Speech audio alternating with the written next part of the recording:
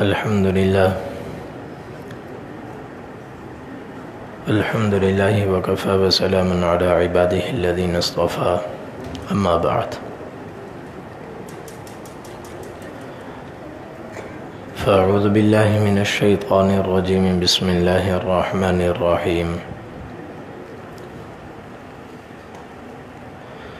يا أيها الذين آمنوا لا ترفعوا أصواتكم فوق صوت النبي ولا تجهروا له بالقول كجهر بعضكم لبعض أن تحبط أعمالكم وأنتم لا تشعرون إن الذين يغضون أصواتهم عند رسول الله أولئك الذين امتحن الله قلوبهم للتقوى لهم مغفرة وأجر عظيم وقال النبي صلى الله عليه وسلم المدينة حرام ما بين عير إلى ثور فمن أحدث فيه حدثا أو آوى فيه محدثا فعليه لعنة الله والملائكة والناس أجمعين لا يقبل الله منه صرفا ولا عدلا أو كما قال صلى الله عليه وسلم. میرے محترم دوستو، میرے بھائیوں، الحمدللہ آج 4 روزہ حج تربیتی پروگرام کی 4تھی نشست کا آغاز ہو رہا ہے. آج انشاءاللہ آج کی مجلس میں انشاءاللہ مدینہ منورہ کی زیارت اور اس کے آداب اور مدینہ منورہ کے کچھ فضائل آپ حضرات کی خدمت میں عرض کیے جائیں گے. اور اس سے پہلے ایک بات کہ آج چونکہ ہماری آخری نشست ہے، گزشتہ نشستوں میں آپ حضرات کے سامنے حج کی اہمیت، فضیلت اور حج کے مسائل، مناسک، ارکان اور ان کے احکامات آپ حضرات کی خدمت میں عرض کیے گئے. تو اس سے متعلق کسی بھی مسئلے سے متعلق کوئی بات اگر معلوم کرنی ہو یا کوئی مسئلہ تشنہ رہ گیا ہو، اس میں کسی قسم کا کوئی شبہ ہو، تو وہ اپنا مسئلہ اپنے پاس لکھ لیں، تو آج کی مجلس کے اختتام پر انشاءاللہ وہ پرچیاں دیکھ کر آپ کے سوالات دیکھ کر ان کا جواب دیا جائے گا انشاءاللہ.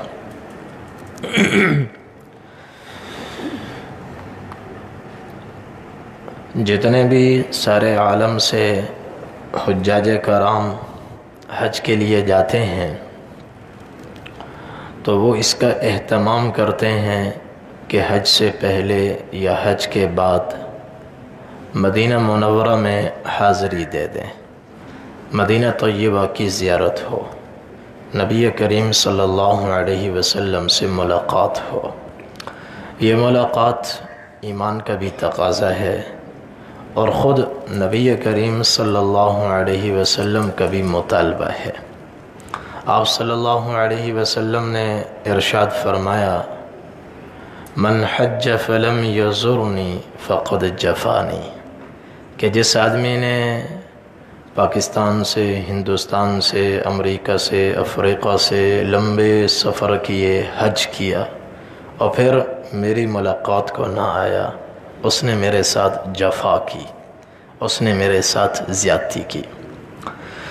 حضرت انس رضی اللہ، یہ حدیث اگرچہ ضعیف ہے، حدیث ضعیف ہے، لیکن زیارت کا تعلق دلیل صرف اس حدیث سے نہیں ہے، اور بھی احادیث موجود ہیں. قرآن کریم کی ایک آیت بھی زیارت کا تقاضا کرتی ہے جو میں ابھی انشاءاللہ ذکر کروں گا. حضرت انس رضی اللہ تعالی عنہ فرماتے ہیں لما خرج رسول اللہ صلی اللہ علیہ وسلم من مکہ اظلم منها کل شیء کہ جب حضور پاک صلی اللہ علیہ وسلم مکہ مکرمہ سے رخصت ہوئے، مکہ مکرمہ کو آپ نے چھوڑا تو آپ کے چھوڑنے سے مکہ کی ہر چیز پر تاریکی چھا گئی، اندھیرا چھا گیا۔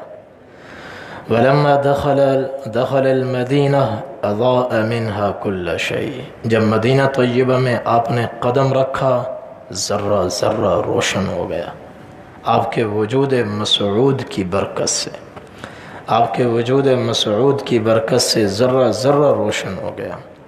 اور پھر حضور نے فرمایا المدینۃ بہا قبری و بیتی و تربتی حق علی کل مسلم زیارتها کہ مدینہ طیبہ میں میری قبر بھی ہے، میری تربت بھی ہے، میرا گھر بھی ہے، ہر مسلمان پر لازم ہے کہ وہ مدینہ طیبہ کی زیارت کرے، مدینہ طیبہ کی زیارت کرے۔ اور پھر مکہ مکرمہ کے بعد دنیا کے تمام شہروں میں سب سے عظیم ترین شہر وہ مدینہ طیبہ ہے، مدینہ طیبہ ہے۔ اور مدینہ میں اللہ تعالیٰ نے ایک خوبی رکھی ہے کہ وہ نفاق نکالتا ہے اور ریاکاری نکالتا ہے، خامیاں نکالتا ہے، میل کچیل دور کرتا ہے، اس میں انسان دھلتا ہے، اس میں انسان چمکتا ہے۔ یہ مدینہ طیبہ کی خصوصیت ہے۔ اور اخیر زمانے میں حضور صلی اللہ علیہ وسلم نے ارشاد فرمایا کہ مدینہ طیبہ مأرز الایمان ہوگا، مأرز الایمان ہوگا، ایمان سمٹ کر حجاز میں آئے گا۔ جب فتنے عام ہوں گے تو ہر شہر ایمان سے خالی ہوتا چلا جائے گا۔ اللہ تعالی ہمیں وہ دور نہ دکھائے جب پاکستان ایمان سے خالی ہوگا، ہندوستان ایمان سے خالی ہوگا اور پوری دنیا کے اطراف آہستہ آہستہ ایمان سے خالی ہوتے چلے جائیں گے۔ حضور نے فرمایا ان الایمان لیأرز الی الحجاز کما تأرز الحیۃ الی جحرها ایمان چاروں طرف سے سمٹتا آئے گا، سمٹتا آئے گا، سمٹتے سمٹتے سمٹتے صرف سرزمین حجاز تک محدود رہے گا، سرزمین حجاز تک محدود رہے گا۔ جیسے سانپ کو کوئی خطرہ لاحق ہوتا ہے وہ بھاگ کر سیدھا بل میں گھستا ہے، ایسے ہی ایمان دنیا کے چاروں اطراف سے سمٹتا سمٹتا حجاز میں آئے گا، پھر حجاز تک محدود نہیں رہے گا۔ آگے فرمایا دوسری حدیث میں جو سنن ابن ماجہ میں ہے ان الایمان لتأرز الی المدینہ لتأرز الی المدینہ کما تأرز الحیۃ الی جحرها کہ ایمان پھر حجاز سے بھی سمٹتا سمٹتا سمٹتا مدینہ طیبہ تک محدود ہو جائے گا۔ مدینہ طیبہ میں بس ایمان ہوگا، مکہ میں ایمان ہوگا اور یا فلسطین میں ایمان ہوگا، باقی دنیا ایمان سے خالی ہو جائے گی۔ ہر جگہ دجالیت پھیل جائے گی اور دجال کے کارندے پوری دنیا میں پھیل جائیں گے اور لوگوں کو مختلف شعبے دکھا کر مختلف چیزیں ایجاد کر کے ان میں لگا کر پھنسا کر ان کے ایمان سے کھیلیں گے۔ یصبح پوری دنیا کا نقشہ یہ ہوگا یصبح الرجل مؤمنا ویمسی کافرا، صبح آدمی کلمہ پڑھتا ہوا نظر آئے گا، شام ہوگی تو وہ کافر ہو چکا ہوگا، ویمسی کافرا ویصبح مؤمنا، کبھی شام کو وہ کلمہ پڑھتا ہوا نظر آئے گا، پکا صاحب ایمان ہوگا، اور شام سے صبح تک وقت کے فتنوں میں ایسا مبتلا ہوگا کہ فجر ہونے سے پہلے پہلے ایمان اس کے دل سے نکل چکا ہوگا اور وہ کفر کی گندی دلدل میں پھنس چکا ہوگا۔ یبیع دینہ عرضا من الدنیا، چند کوڑیوں کے عوض انسان بیچے گا۔ ایسے وقت میں مکہ والوں پر، مدینہ والوں پر، فلسطین والوں پر بیت المقدس والوں پر بھوک آئے گی برداشت کر جائیں گے، جان دینی پڑے گی دے دیں گے، پر ایمان نہیں چھوڑیں گے۔ خاص طور پر نبی کریم صلی اللہ علیہ وسلم نے مدینہ طیبہ کا ذکر فرمایا۔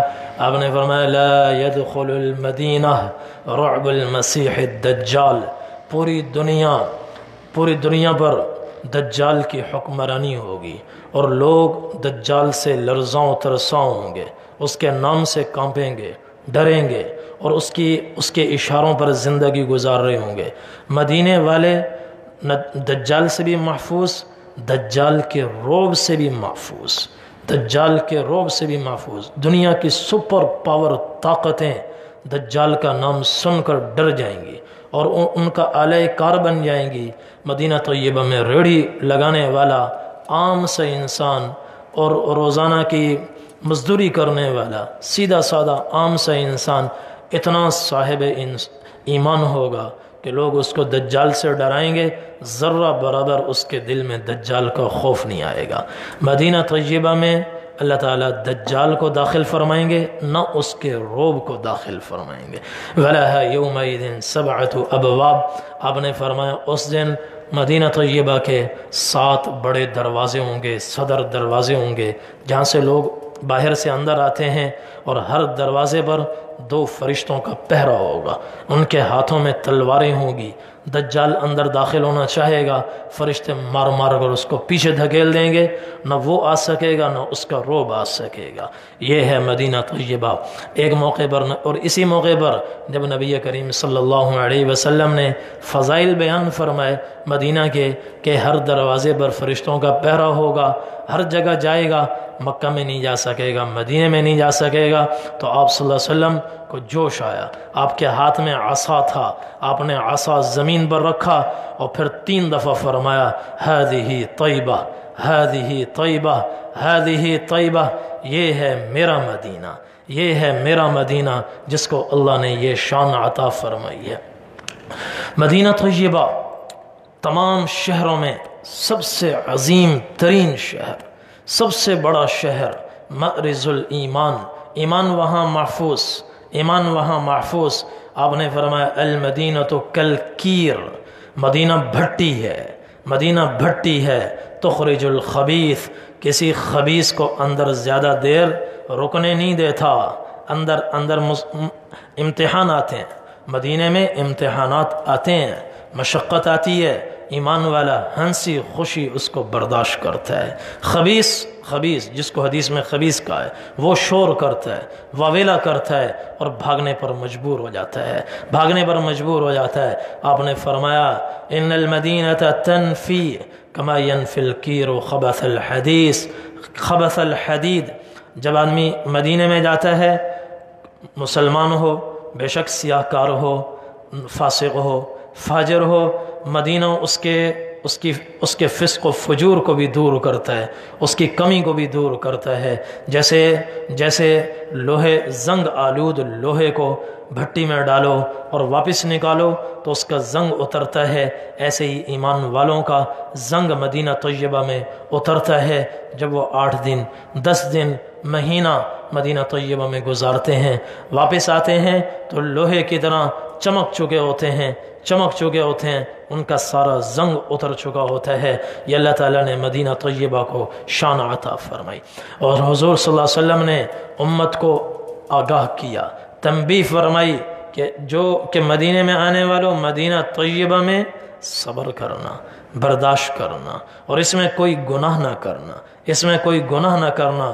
پھر فرمایا من احدث فیہ محدثا، من احدث فیہ حدثا او آوا فیہ محدثا، جس نے مدینہ طیبہ میں کسی بدعت کی بنیاد رکھی، کوئی گناہ کا کام کیا یا کسی بدعتی کو پناہ دی، فعلیہ لعنت اللہ والملائکۃ والناس اجمعین، اس پر اللہ کی لعنت، اس پر فرشتوں کی لعنت، اور اس پر ساری کائنات کے انسانوں کی لعنت۔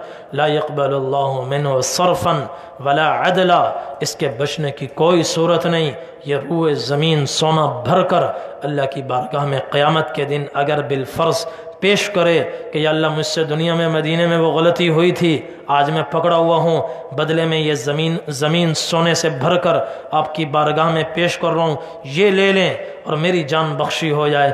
تو حضور نے فرمایا اس کی جان بخشی نہیں ہوگی، کوئی اس سے فدیہ نہیں لیا جائے گا، وہ جہنم کا شکار ہوگا، جہنم کا شکار ہوگا۔ اور مزید فرمایا فمن اخفر مسلما، جس نے کسی مسلمان کے ساتھ معاہدہ کیا پھر اس کو توڑ دیا، زبان دی پھر اس سے پھر گیا، معاہدہ کیا مدینے کے مسلمان سے، معاہدہ کیا توڑ دیا، فعلیہ لعنت اللہ والملائکۃ والناس اجمعین، اس پر اللہ کی لعنت، فرشتوں کی لعنت، تمام انسانوں کی لعنت۔ نبی کریم صلی اللہ علیہ وسلم نبوت کے 13 برس کے بعد جب مکہ والوں نے ظلم و ستم کی انتہا کر دی اور اللہ کے حکم سے آپ کو اشارہ ملا کہ آپ مدینہ طیبہ ہجرت فرمائیں، آپ ہجرت فرما کر مدینہ طیبہ پہنچے تو اس وقت مدینہ کا نام تھا یثرب، مدینہ کا نام یثرب تھا۔ یثرب کسی بت کے نام پر ہے یا کسی بڑے مشرک کا نام تھا، اس کے نام پر اس کو یثرب کہتے ہیں۔ حضرت عائشہ رضی اللہ عنہ فرماتی ہیں اس وقت مدینہ طیبہ کیا تھا، ہیا اوبأ ارض اللہ، پوری روئے زمین میں سب سے زیادہ وبائیں، سب سے زیادہ بیماریاں اور سب سے زیادہ وبائی امراض مدینہ طیبہ میں ہوتے تھے، مدینہ طیبہ میں ہوتے تھے۔ صحابہ جیسے مدینہ طیبہ میں پہنچے بیمار ہو گئے، کسی کو بخار ہے، کسی کو نزلہ ہے، کسی کو کوئی اور بیماری ہے، تو طرح طرح کی بیماریوں میں مبتلا ہو گئے۔ اور پھر جب آدمی نیا نیا آیا ہو، اوپر سے بیماریاں آ جائیں تو وطن یاد آتا ہے، وطن یاد آتا ہے، تو سب کو مکہ یاد آنے لگا کہ مکہ مکرمہ میں کیسا آرام تھا، اگرچہ کفار نے رہنا مشکل کیا ہوا تھا، لیکن مدینہ طیبہ کے مقابلے میں وہ بھی ایک غنیمت، اپنا گھر، اپنا وطن، اپنا شہر، تو ہر ایک کو یاد آنے لگا۔ حضرت عائشہ رضی اللہ عنہ فرماتی ہیں مدینہ طیبہ میں حضرت ابوبکر صدیق رضی اللہ تعالیٰ عنہ کو ایسا بخار ہوا کہ سر سے لے کر پاؤں تک بھٹی کی طرح جلنے لگے اور جسم گرم ہو گیا، تپنے لگا۔ تو ایک دن وہ لیٹے لیٹے کروٹیں بدل رہے تھے اور یہ اشعار ان کی زبان پر تھے، شعر پڑھ رہے تھے، کل امرئ مصبح فی اہلہ والموت ادنی من شراک نعلہ، کل امرئ مصبح فی اہلہ والموت ادنی من شراک نعلہ، کہ ہر آدمی کہیں بھی پھرتا ہو بالآخر رات کو گھر پہنچ ہی جاتا ہے، صبح سویرے گھر میں ہی نظر آتا ہے۔ ہم تو در بدر ہو گئے، ہم تو اپنے گھر سے بھی محروم ہو گئے، اور آج اس جگہ پہنچے ہیں کہ موت ہمیں اپنے پاؤں کے جوتے کے تسمے سے اپنے زیادہ قریب معلوم ہو رہی ہے۔ حضرت عائشہ فرماتی ہے میں آگے بڑھی، حضرت بلال رضی اللہ عنہ وہ بخار میں جل بھن رہے اور ان کی زبان پر یہ شعر تھے، الا لیت شعری هل ابیتن لیلتا بواد وحولی اذخر وجلیل وهل اریدن یوما میاہ مجنت وهل تبدون لی شمامت وطفیل۔ مکہ کے پہاڑوں کو یاد کر رہے ہیں، مکہ کے گھاٹ کو یاد کر رہے ہیں اور حسرت کر رہے ہیں پتہ نہیں اب کبھی زندگی ہمیں مہلت دے گی کہ مکہ کے پہاڑ دیکھ سکیں، مکہ کے چشمے دیکھ سکیں اور مکہ میں کبھی صبح کر سکیں۔ اور حضور پاک صلی اللہ علیہ وسلم پر جب یہ صحابہ کے احوال پہنچنا شروع ہوئے کہ ابو بکر بیمار ہو گئے اور بلال بیمار ہو گئے، دوسرے صحابہ بیمار ہو گئے اور مکہ مکرمہ کو یاد کر رہے ہیں، تو آپ صلی اللہ علیہ وسلم کو سخت رنج ہوا، تکلیف ہوئی، کن پر؟ مکہ والوں پر۔ اور آپ صلی اللہ علیہ وسلم نے اس وقت ہاتھ اٹھائے، اللہم لعن عتبۃ بن ولید، عتبۃ بن الولید وشیبۃ بن الولید وامیۃ بن خلف، اے اللہ عتبہ پر اپنی لعنت فرما، شیبہ پر اپنی لعنت فرما، امیہ بن خلف پر اپنی لعنت فرما، جنہوں نے ہمیں مکہ مکرمہ سے نکالا اور ہمیں اس وبائی سرزمین میں دھکیل دیا۔ اور پھر آپ نے دعا کی، اللہم حبب الینا المدینہ کحبنا مکہ او اشد، یا اللہ ہمارے دل میں مدینہ طیبہ کی محبت پیدا فرما، مدینہ طیبہ کی محبت پیدا فرما۔ جیسے آپ نے ہمارے دل میں مکہ مکرمہ کی محبت پیدا کی ہے، ایسے ہی ہمارے دل میں مدینہ طیبہ کی محبت پیدا فرما۔ بلکہ آگے بڑھ کر کہا مکہ سے بھی زیادہ محبت مدینے کی ہمارے دل میں پیدا فرما، مکہ سے بھی زیادہ ہمارے دل میں مدینہ کی محبت پیدا فرما۔ ہم نے جوانی میں ہر آدمی کو جوش ہوتا ہے، ہمیں بھی جوش ہوتا ہے مکہ مکرمہ جائیں، مکہ مکرمہ میں زیادہ دل لگتا ہے چونکہ اس میں کچھ مصروفیت ہوتی ہے، طواف ہوتا ہے، اللہ کا گھر ہوتا ہے، اپنے دکھ سکھ سب اللہ کو آدمی سنا سکتا ہے، بیت اللہ سامنے گویا اللہ سامنے، اس وجہ سے جوانی میں یوں لگتا۔ ورنہ اکابرین کو دیکھا ہے ان کے دلوں میں محبت مدینے کی زیادہ ہوتی ہے۔ وہ یہاں سے جاتے ہیں، بمشکل عمرہ کرتے ہیں اور اپنے ساتھیوں سے کہتے ہیں چلو بھائی مدینہ چلو، چلو بھائی مدینہ چلو۔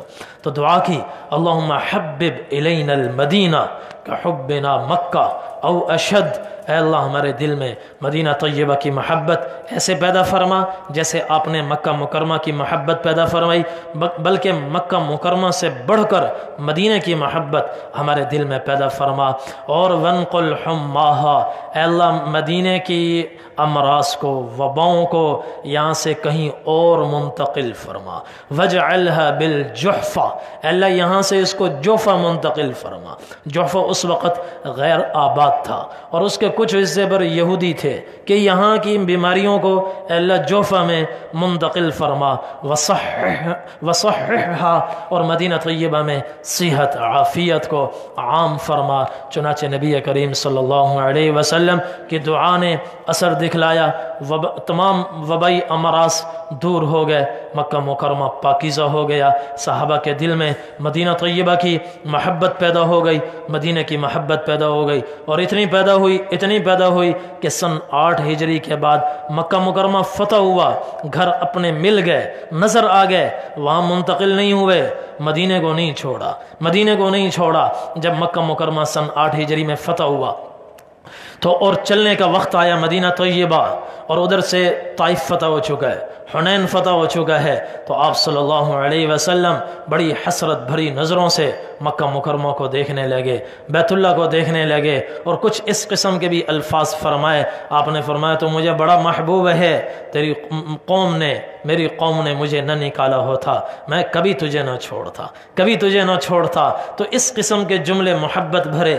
جب زبان سے نکلے اور محبت کی نگاہ آپ نے بیت اللہ پر ڈالی، پہاڑوں پر ڈالی، مکہ مکرمہ کو دیکھا، تو صحابہ کو، انصار کو خدشہ ہوا شاید اللہ کے رسول اب مکہ مکرمہ میں رہیں، اور پھر حنین میں اور طائف سے جو بہت بڑی مقدار میں مال غنیمت حاصل ہوا، وہ مکہ مکرمہ کے 9 مسلموں میں، حنین کے 9 مسلموں میں آپ نے سارا تقسیم کر دیا، اس میں سے انصار کو آپ نے کچھ بھی نہ دیا۔ تو انصار کے 9 جوان لڑکے جذباتی ہوتے ہیں، ان میں کچھ چیمیں گوئیاں شروع ہوئیں، کچھ باتیں شروع ہوئیں۔ سعد بن عبادہ انصار کے سردار تھے، ان تک جب وہ آواز پہنچی تو وہ سیدھا حضور پاک صلی اللہ علیہ وسلم کے پاس آئے، یا رسول اللہ، انصار کے نوجوان کہہ رہے ہیں کہ آپ نے یہ سارا مال غنیمت ان 9 مسلموں میں تقسیم کر دیا، ہمیں کچھ بھی نہیں ملا۔ آپ نے فرمایا اے سعد ان کی چھوڑو، این انت من ذالک یا سعد، اے سعد تم اپنی بات بتاؤ، تمہارا دل کیا کہتا ہے؟ انہوں نے عرض کیا یا رسول اللہ ما انا الا من قومی، میں بھی تو اپنی قوم کا حصہ ہوں، اسی قوم کا ہوں، اسی خاندان کا ہوں، میری رگوں میں بھی اسی قوم کا خون دوڑ رہا ہے، جو خیالات ان کے دل میں ہیں وہ میرے دل میں بھی خود بخود یہ خیالات آ رہے ہیں۔ آپ نے فرمایا انصار کو جمع کرو۔ انصار ایک جگہ جمع ہوئے، نبی کریم صلی اللہ علیہ وسلم تشریف لائے، آپ نے فرمایا اے انصار، یہ میں کیا سن رہا ہوں، یہ تم کس قسم کی باتیں کر رہے ہو؟ انصار خاموش۔ آپ نے فرمایا بولو انصار، یہ میں کیا سن رہا ہوں؟ انہوں نے عرض کیا اللہ کے رسول، بس آپ کا، اللہ کا ہمارے اوپر احسان ہے۔ آپ نے فرمایا انصار الم آتکم ظلالا فہداکم اللہ بھی، اے انصار بھول گئے میں جب آیا تھا تم سارے کے سارے گمراہ تھے، اللہ نے تمہیں میرے ذریعے سے ہدایت دی، بھول گئے؟ کہ یا رسول اللہ، اللہ اور اس کے رسول کا احسان ہے۔ آپ نے پھر فرمایا الم آتکم عالۃ فاغناکم اللہ بی، کہ بھول گئے میں جب آیا تم فقیر تھے، مفلس تھے، تنگ دست تھے، زمینیں ویران پڑی تھیں، اللہ نے میرے ذریعے سے تمہاری زمینوں کو آباد کیا اور تمہیں دولت عطا فرمائی، فراوانی عطا فرمائی۔ وَأَعْدَاءً فَأَلَّفَ اللَّهُ بَيْنَ قُلُوبِكُمْ، بھول گئے ہو میرے آنے سے پہلے تم ایک دوسرے کے خون کے پیاسے ہوتے تھے اور دست و گریباں ہوتے تھے، روز لڑائیاں ہوتی تھیں، روز معرکے ہوتے تھے، خانہ جنگی میں تم مبتلا تھے، میرے ذریعے سے اللہ نے تمہیں شیر و شکر بنا دیا، میرے ذریعے سے اللہ نے تمہارے دلوں کو جوڑ دیا، کہ بے شک اللہ اور اس کے رسول کا احسان ہے۔ آپ نے فرمایا الا تجیبون یا معشر الانصار، اے انصار اب تم کچھ مجھے جواب دو۔ انہوں نے عرض کیا اللہ کے رسول ہم کیا جواب دیں؟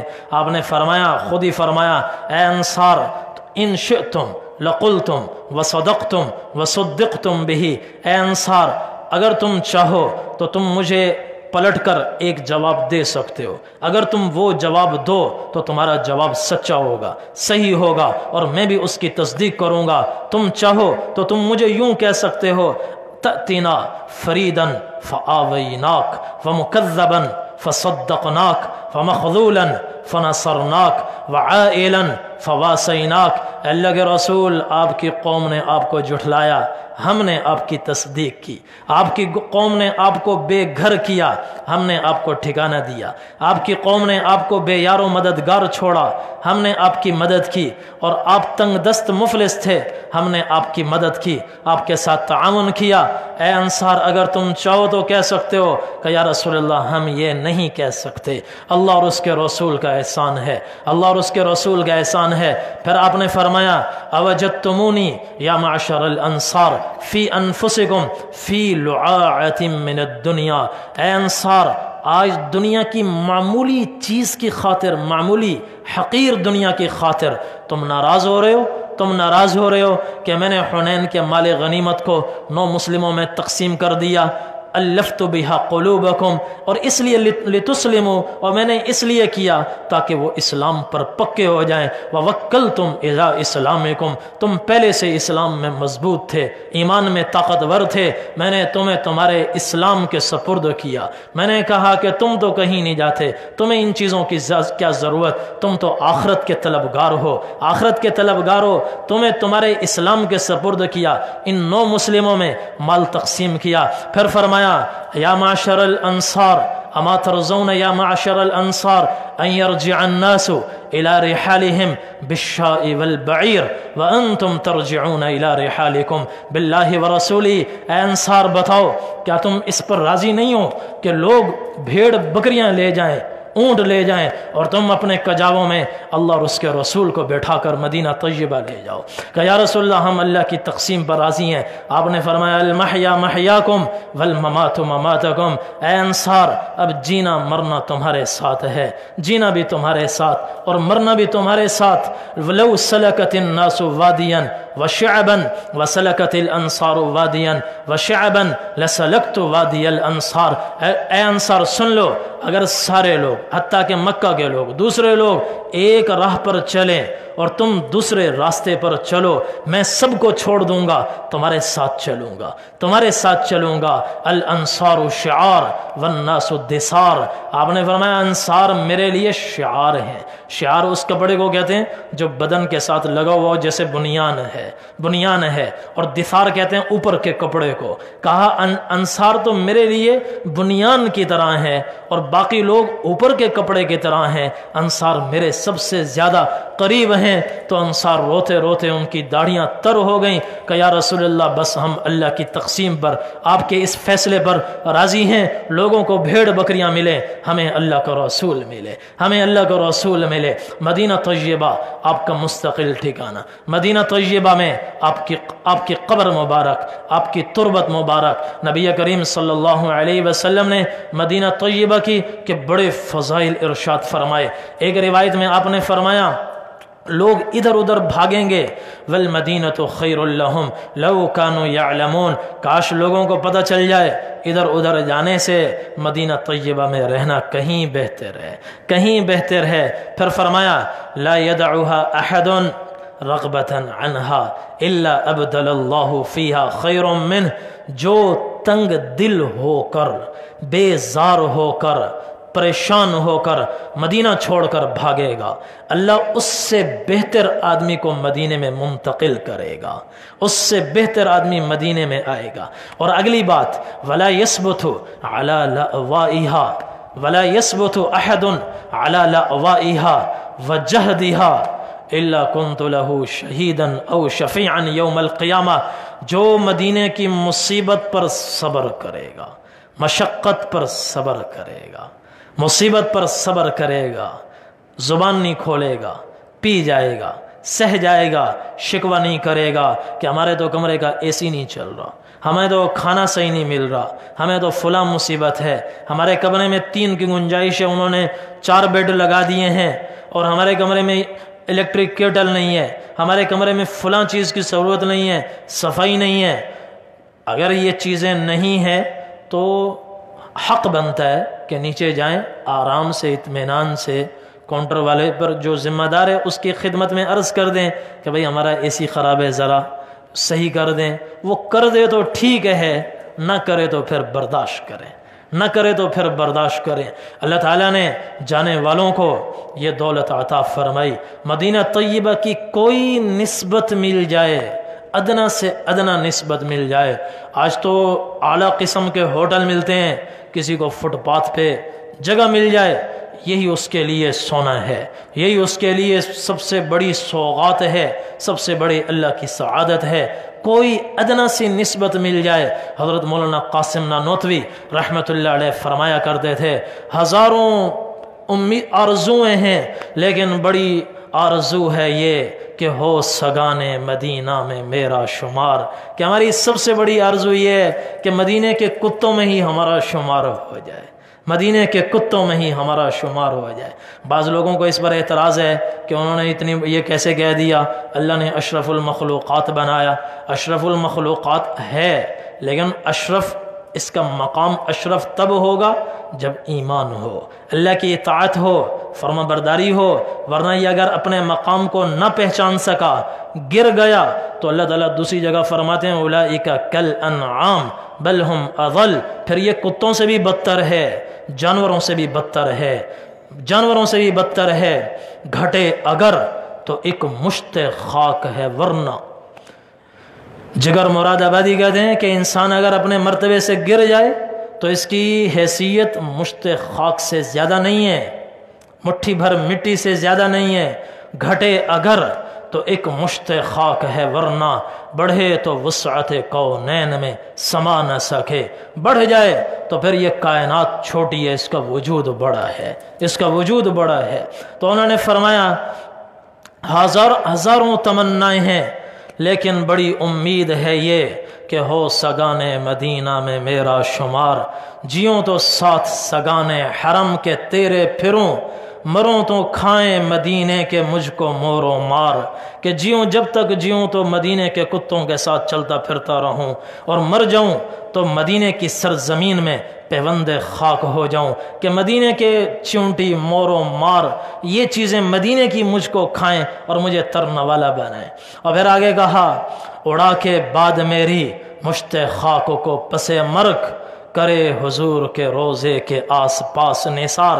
ایک آرزو یہ بھی ہے کہ جب میں مدینے کی سرزمین میں پیوند خاک ہو جاؤں، اور پھر سال گزرے، 2 سال، صدیاں گزریں، اور ہر قبر کو ایک دن مٹ جانا ہے، ہر قبر کا ایک دن نشان بھی مٹ جائے گا. اور جب مٹنے کا وقت آئے تو کاش ایک ہوا چلے، میری قبر کی مٹھی بھر مٹی کو لے کر حضور کے روزے پر نثار کر دے، قربان کر دے. یہ ان لوگوں کی آرزویں ہیں جنہوں نے مدینہ طیبہ کے مقام کو سمجھا ہے، مرتبے کو سمجھا ہے. حضور پاک صلی اللہ علیہ وسلم نے ارشاد فرمایا مدینہ طیبہ کی مصیبت پر جو صبر کرے گا، جو اگر یہ حدیث دل میں اتر گئی، یہ حدیث دل میں اتر گئی، مصیبت اللہ سے مانگنی نہیں چاہیے، لیکن اگر کسی پر مصیبت آئی، پریشانی آئی، وہ اس کو اپنے لیے گولڈن چانس سمجھے گا کہ میرے تو وارے نہارے ہو گئے۔ کیوں؟ اس پر فضیلت کیا ہے؟ حضور نے فرمایا جو مدینے کی مصیبت پر، مشقت پر صبر کرے گا، قیامت کے دن میں اس کے حق میں سفارش کروں گا، میں اس کے ایمان کی گواہی دوں گا۔ اور سفارش کس کی ہوتی ہے؟ جو پہلے اٹکا ہوا ہو، پھنسا ہوا ہو، مصیبت میں ہو۔ آپ نے فرمایا شفاعتی لأہل الکبائر من امتی، میری اصل شفاعت تو ان لوگوں کے لیے ہوگی جو دھرتی پر کبیرہ گناہ کرتے مر گئے اور توبہ بھی نہیں کی، میری اصل سفارش تو ان کے لیے ہوگی۔ یعنی اگر یہ آدمی جو مدینے کی مصیبتیں پی گیا، صبر کر گیا، برداشت کر گیا، کسی سے شکوہ نہ کیا اور زندگی بھر واپس آ کر بھی کسی سے شکوہ نہ کیا، مدینے کی تعریفیں ہی کرتا رہا، مدینے کے لوگوں کی تعریفیں کرتا رہا، مدینہ ایسا ہے، مدینہ ایسا ہے، نغمے گاتا رہا اور تکلیفوں کو برداشت کر گیا، اللہ تعالیٰ حضور پاک صلی اللہ علیہ وسلم کو قیامت کے دن اس کا شفیع بنائیں گے۔ یہ آدمی اگر کبیرہ گناہ کرتے مر گیا، بغیر توبہ کے چلا گیا، اور قیامت کے دن فرشتوں نے اس کو زنجیریں پہنا دی، گلے میں توق ڈال دے، گھسیڑنے لگیں گے جہنم کی طرف، اللہ کے نبی بیچ میں آڑے آ جائیں گے، فرمائیں گے اس کو چھوڑ دو، میں اس کے حق میں سفارش کرتا ہوں، اور اللہ حضور کی سفارش کو رد نہیں فرمائیں گے۔ حضور صلی اللہ علیہ وسلم کی سفارش کو رد نہیں فرمائیں۔ کتنا بڑا سودا ہے، کتنا بڑا سودا ہے۔ کتنے دن گزارنے ہیں؟ 8 دن آپ لوگوں نے گزارنے ہیں، اس سے زیادہ نہیں ہے۔ 2 سالوں سے گزشتہ 2 سال حج پر گیا، چن کر ایک دفعہ 43 نمازیں ملی اور ایک دفعہ 41 نمازیں ملی۔ 8 دن، 9واں دن پورا نہیں ہے، اس سے پہلے ہی مدینہ طیبہ سے واپس مکہ مکرمہ میں لے آتے ہیں، تو 8 دن برداشت کر جائیں، 8 دن سہ جائیں۔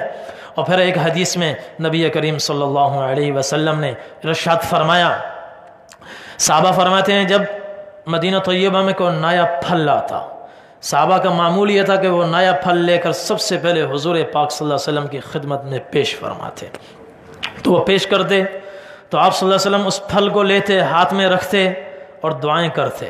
آپ فرماتے اللہم بارک لنا فی ثمرنا، اے اللہ ہمارے پھل میں برکت عطا فرما، وبارک لنا فی مدینتنا، ہمارے مدینے کی ایک ایک چیز میں برکت عطا فرما، وبارک لنا فی صاعنا، اے اللہ ہمارے بڑے برتنوں میں، ہمارے بڑے پیمانوں میں برکتیں عطا فرما، وبارک لنا فی مدنا، ہمیں ہمارے چھوٹے برتنوں میں، چھوٹے پیمانوں میں برکت عطا فرما۔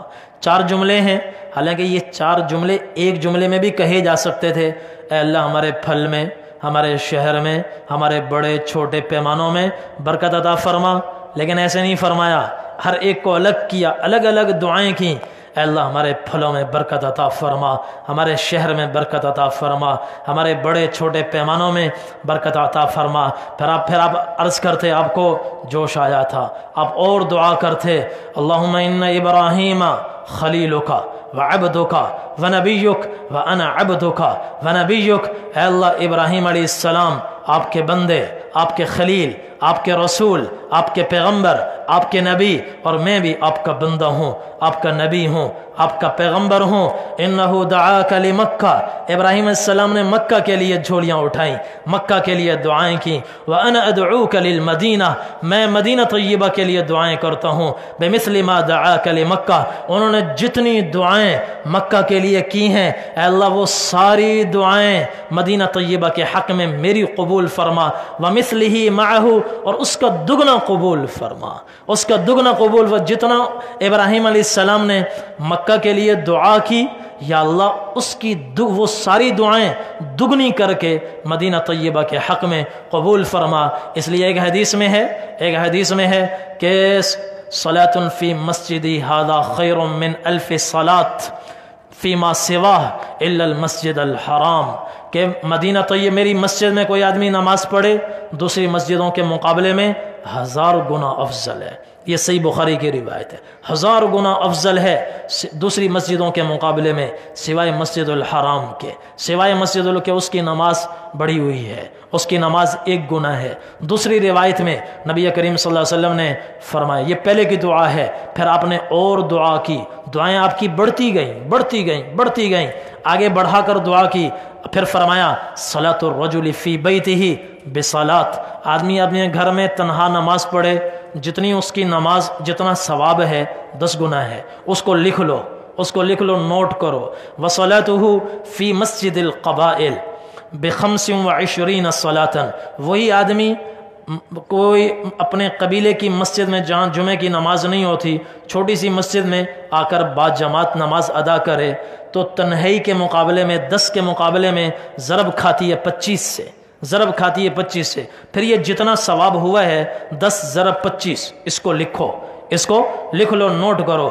وصلاتہ فی المسجد الذی یجمع فیہ، اگر وہ جامع مسجد میں نماز پڑھے ب500 صلاۃ، یہ ضرب کھاتی ہے کس سے؟ 500 سے، 500 سے، پچھلی نمازیں ضرب 500، یہ ہزاروں میں لاکھوں میں چلی جائیں گی، اس کو ایک جگہ نوٹ کر لو۔ پھر فرمایا وصلاتہ فی المسجد الاقصی ب50,000 صلاۃ، پھر وہ مسجد اقصی میں اگر جا کر نماز پڑھے تو وہ جامع مسجد والی جتنی لاکھوں میں جو نماز بنی ہے یہ ضرب کھاتی ہے 50,000 سے، پھر یہ جتنا حاصل ضرب بنے اس کو لکھو، اس کو لکھو۔ پھر فرمایا وصلاتہ فی مسجدی ھذا ب50,000 صلاۃ، کہ وہ مسجد اقصی والی جتنی نماز بنی ہے وہی آدمی وہاں نماز نہ پڑھے، میری اس مسجد میں آ کر نماز ادا کرے تو وہ مسجد اقصی والی نماز جتنی بھی ہوئی کروڑوں میں چلی گئی، وہ ضرب کھاتی ہے 50,000 کے ساتھ۔ پھر فرمایا وصلاتہ فی المسجد الحرام خیر من 1000 صلاۃ، اور پھر مسجد الحرام میں جا کر نماز ادا کرے تو وہ مسجد نبوی کی نماز ضرب کھاتی ہے 1,00,000 گنا کے ساتھ، اور یہ عدد اتنا بڑھ جاتا ہے، لاکھوں سے، کروڑوں سے، اربوں سے، خربوں سے متجاوز ہو جاتا ہے، اتنا آگے نکل جاتا ہے کہ مجھ جیسا آدمی اس کو لفظوں میں بیان نہیں کر سکتا۔ یہ ہے کس کا ثواب؟ مسجد حرام کا ثواب۔ اور اب حضور صلی اللہ علیہ وسلم کیا فرما رہے ہیں؟ اے اللہ، مسجد مدینہ طیبہ کو مکہ مکرمہ کے مقابلے میں دگنا ثواب عطا فرما، دگنی چیزیں کر دے، جو کچھ ابراہیم علیہ السلام کی دعا کی برکت سے آپ نے مکہ کو عطا کیا، اس کا دگنا مدینہ طیبہ کو عطا فرما۔ اس لیے بعض علماء فرماتے ہیں کہ مسجد نبوی کی نماز مسجد الحرام سے بھی دگنی ہو جاتی ہے۔ اور پھر ابراہیم علیہ السلام کی دعا کیا ہے مکہ مدینہ طیبہ کے لیے؟ دعا کیا ہے مکہ مکرمہ کے لیے؟ ربنا انی اسکنت من ذریتی بواد غیر ذی زرع عند بیتک المحرم ربنا لیقیموا الصلاة فاجعل افئدة من الناس تہوی الیہم وارزقہم من الثمرات لعلہم یشکرون۔ اے اللہ، آپ کے حکم پر میں نے اپنے بیوی بچوں کو ایک بے آب و گیاہ وادی میں لا کر چھوڑ دیا ہے۔ یا اللہ، میں دعا کرتا ہوں ربنا لیقیموا الصلاة، انہیں اپنے تعلق کی بلند چوٹیوں پہ پہنچا، اور انہیں روحانی خزانے عطا فرما، روحانی اعتبار سے انہیں مالا مال فرما کہ یہ نماز قائم کرنے والے بن جائیں۔ اور دوسری چیز یہ روحانیت مانگی ہے، پھر مادیت بھی ان کے لیے مانگی ہے۔ وَجْعَلْ أَفْئِدَةً مِّنَ النَّاسِ تَهْوِي إِلَيْهِمْ، یہ دوسری دعا، لوگوں کے دلوں میں ان کی محبت پیدا فرما کہ لوگ اپنی محبت سے ان کی طرف کھنچتے چلے آئیں۔ اور تیسری دعا وَارْزُقْهُم مِّنَ الثَّمَرَاتِ لَعَلَّهُمْ يَشْكُرُونَ، کہ انہیں بے حد و ثواب، بے حد و حساب میوے بھی عطا فرما، پھل بھی عطا فرما، پھر انہیں شکر کی بھی توفیق عطا فرما۔ یہ 4 بڑی دعائیں ابراہیم علیہ السلام کی مکہ والوں کے لیے ہیں، اس کی دگنی نبی کریم صلی اللہ علیہ وسلم نے مدینہ طیبہ کے لیے آپ صلی اللہ علیہ وسلم نے یہ دعائیں کی ہیں۔ اور ایک روایت میں حضور صلی اللہ علیہ وسلم نے ارشاد فرمایا، آپ نے فرمایا یفتح الیمن، ایک وقت آئے گا یمن فتح ہوگا، فیاتی قوم یبسون، تو جذباتی لوگ اپنے کجاوے کسیں گے اور اپنا گھر بار بیچیں گے اور وہ پیسے جمع کریں گے اور بھاگیں گے یمن کی طرف وَيَتَحَمَّلُونَ بِأَهْلِهِمْ وَمَنْ أَطَاعَهُمْ، اور لوگوں سے بھی کہیں گے، دوستوں سے بھی کہیں گے، بیوی بچوں سے بھی کہیں گے هَلُمُّ إِلَى الرَّخَاء هَلُمُّ إِلَى الرَّخَاء، یہاں کیا ہے سوائے بھوک کے، چلو چلو یمن چلو، وہاں کی منڈیاں بڑی تیز ہیں، وہاں کاروباری ذرائع بہت زیادہ ہیں۔ حضور نے فرمایا ان جانے والوں کو میرا پیغام پہنچاؤ، وَالْمَدِينَةُ خَيْرٌ لَهُمْ لَوْ كَانُوا يَعْلَمُونَ، مت مدینہ چھوڑ کے جاؤ، یہاں رہنا یمن کی منڈیوں میں رہنے سے، پیسہ کمانے سے کہیں بہتر ہے۔ یہاں فقر میں رہو، وہاں تمہارے پاس کروڑوں جمع ہو جائیں، یہاں رہنا پھر بھی اس کے مقابلے میں بہتر ہے۔ پھر فرمایا ثم يفتح الشام، پھر شام فتح ہوگا، فیأتی قوم یبسون، لوگ دوڑیں گے بھاگیں گے، اور ویتحملون بأہلیہم ومن اطاعہم، اور لوگوں کو اکسائیں گے، کہیں گے، ترغیب دیں گے ہلم الی الرخاء ہلم الی الرخاء، چلو چلو شام چلو، زمین بڑی زرخیز ہے، وہاں بڑی آبادی ہے، چشمے بڑے میٹھے ہیں، پانی کی کمی نہیں ہے، زمین بھی بڑی طاقتور، اور کاروباری مواقع وہاں بہت زیادہ، وہاں چلو وہاں چلو۔ آپ نے فرمایا ان کو میرا پیغام پہنچاؤ، المدینۃ خیر لہم لو کانوا یعلمون، کاش تمہیں آخرت نظر آ جائے، موت تمہیں نظر آ جائے، دنیا کی حقارت کا تمہیں پتہ چل جائے، دنیا کے دھوکہ ہونے کا تمہیں پتہ چل جائے، مادیت سے بڑھ کر کچھ مادیت کے پردوں کو چاک کر کے تم ذرہ بھر کچھ روحانیت کو بھی دیکھ لو تو تم کہہ اٹھو یہاں کا فقر دنیا کے تاج و تخت سے کہیں بہتر ہے، شام سے کہیں بہتر ہے۔ پھر فرمایا ثم یفتح العراق، پھر عراق فتح ہوگا، عراق فتح ہوگا، فیأتی قوم یبسون فیتحملون بأہلیہم ومن اطاعہم، لوگ بھاگم بھاگ عراق جائیں گے، وہاں بڑا پیسہ ہے، وہاں بڑی دولت ہے، وہاں کا بڑا کاروبار ہے۔ فرمایا المدینۃ خیر لہم لو کانوا یعلمون، کاش تمہیں پتہ چل جائے مدینہ طیبہ میں رہنا تمہارے لیے کہیں بہتر ہے، مدینہ طیبہ میں رہنا تمہارے لیے کہیں بہتر ہے۔ آپ نے فرمایا، آپ صلی اللہ علیہ وسلم نے فرمایا لا یکید اہل المدینۃ احد الا انماع الا ذاب کما یذوب الملح فی الماء، خبردار اہل مدینہ کے خلاف نہ سازش کرنا، نہ کسی سازش کا حصہ بننا، نہ کوئی ان کے خلاف منصوبہ گھڑنا، نہ ان کے خلاف باتیں کرنا۔ جو مدینہ طیبہ والوں کے خلاف کوئی سازش کرے گا، سازش کا حصہ بنے گا، وہ ایسے گھل جائے گا، پگھل جائے گا، بے نام و نشان ہو جائے گا، جیسے نمک پانی میں ڈالو تو وہ گھل جاتا ہے، پگھل جاتا ہے، اپنے وجود کو کھو بیٹھتا ہے، نام و نشان اس کا مٹ جاتا ہے۔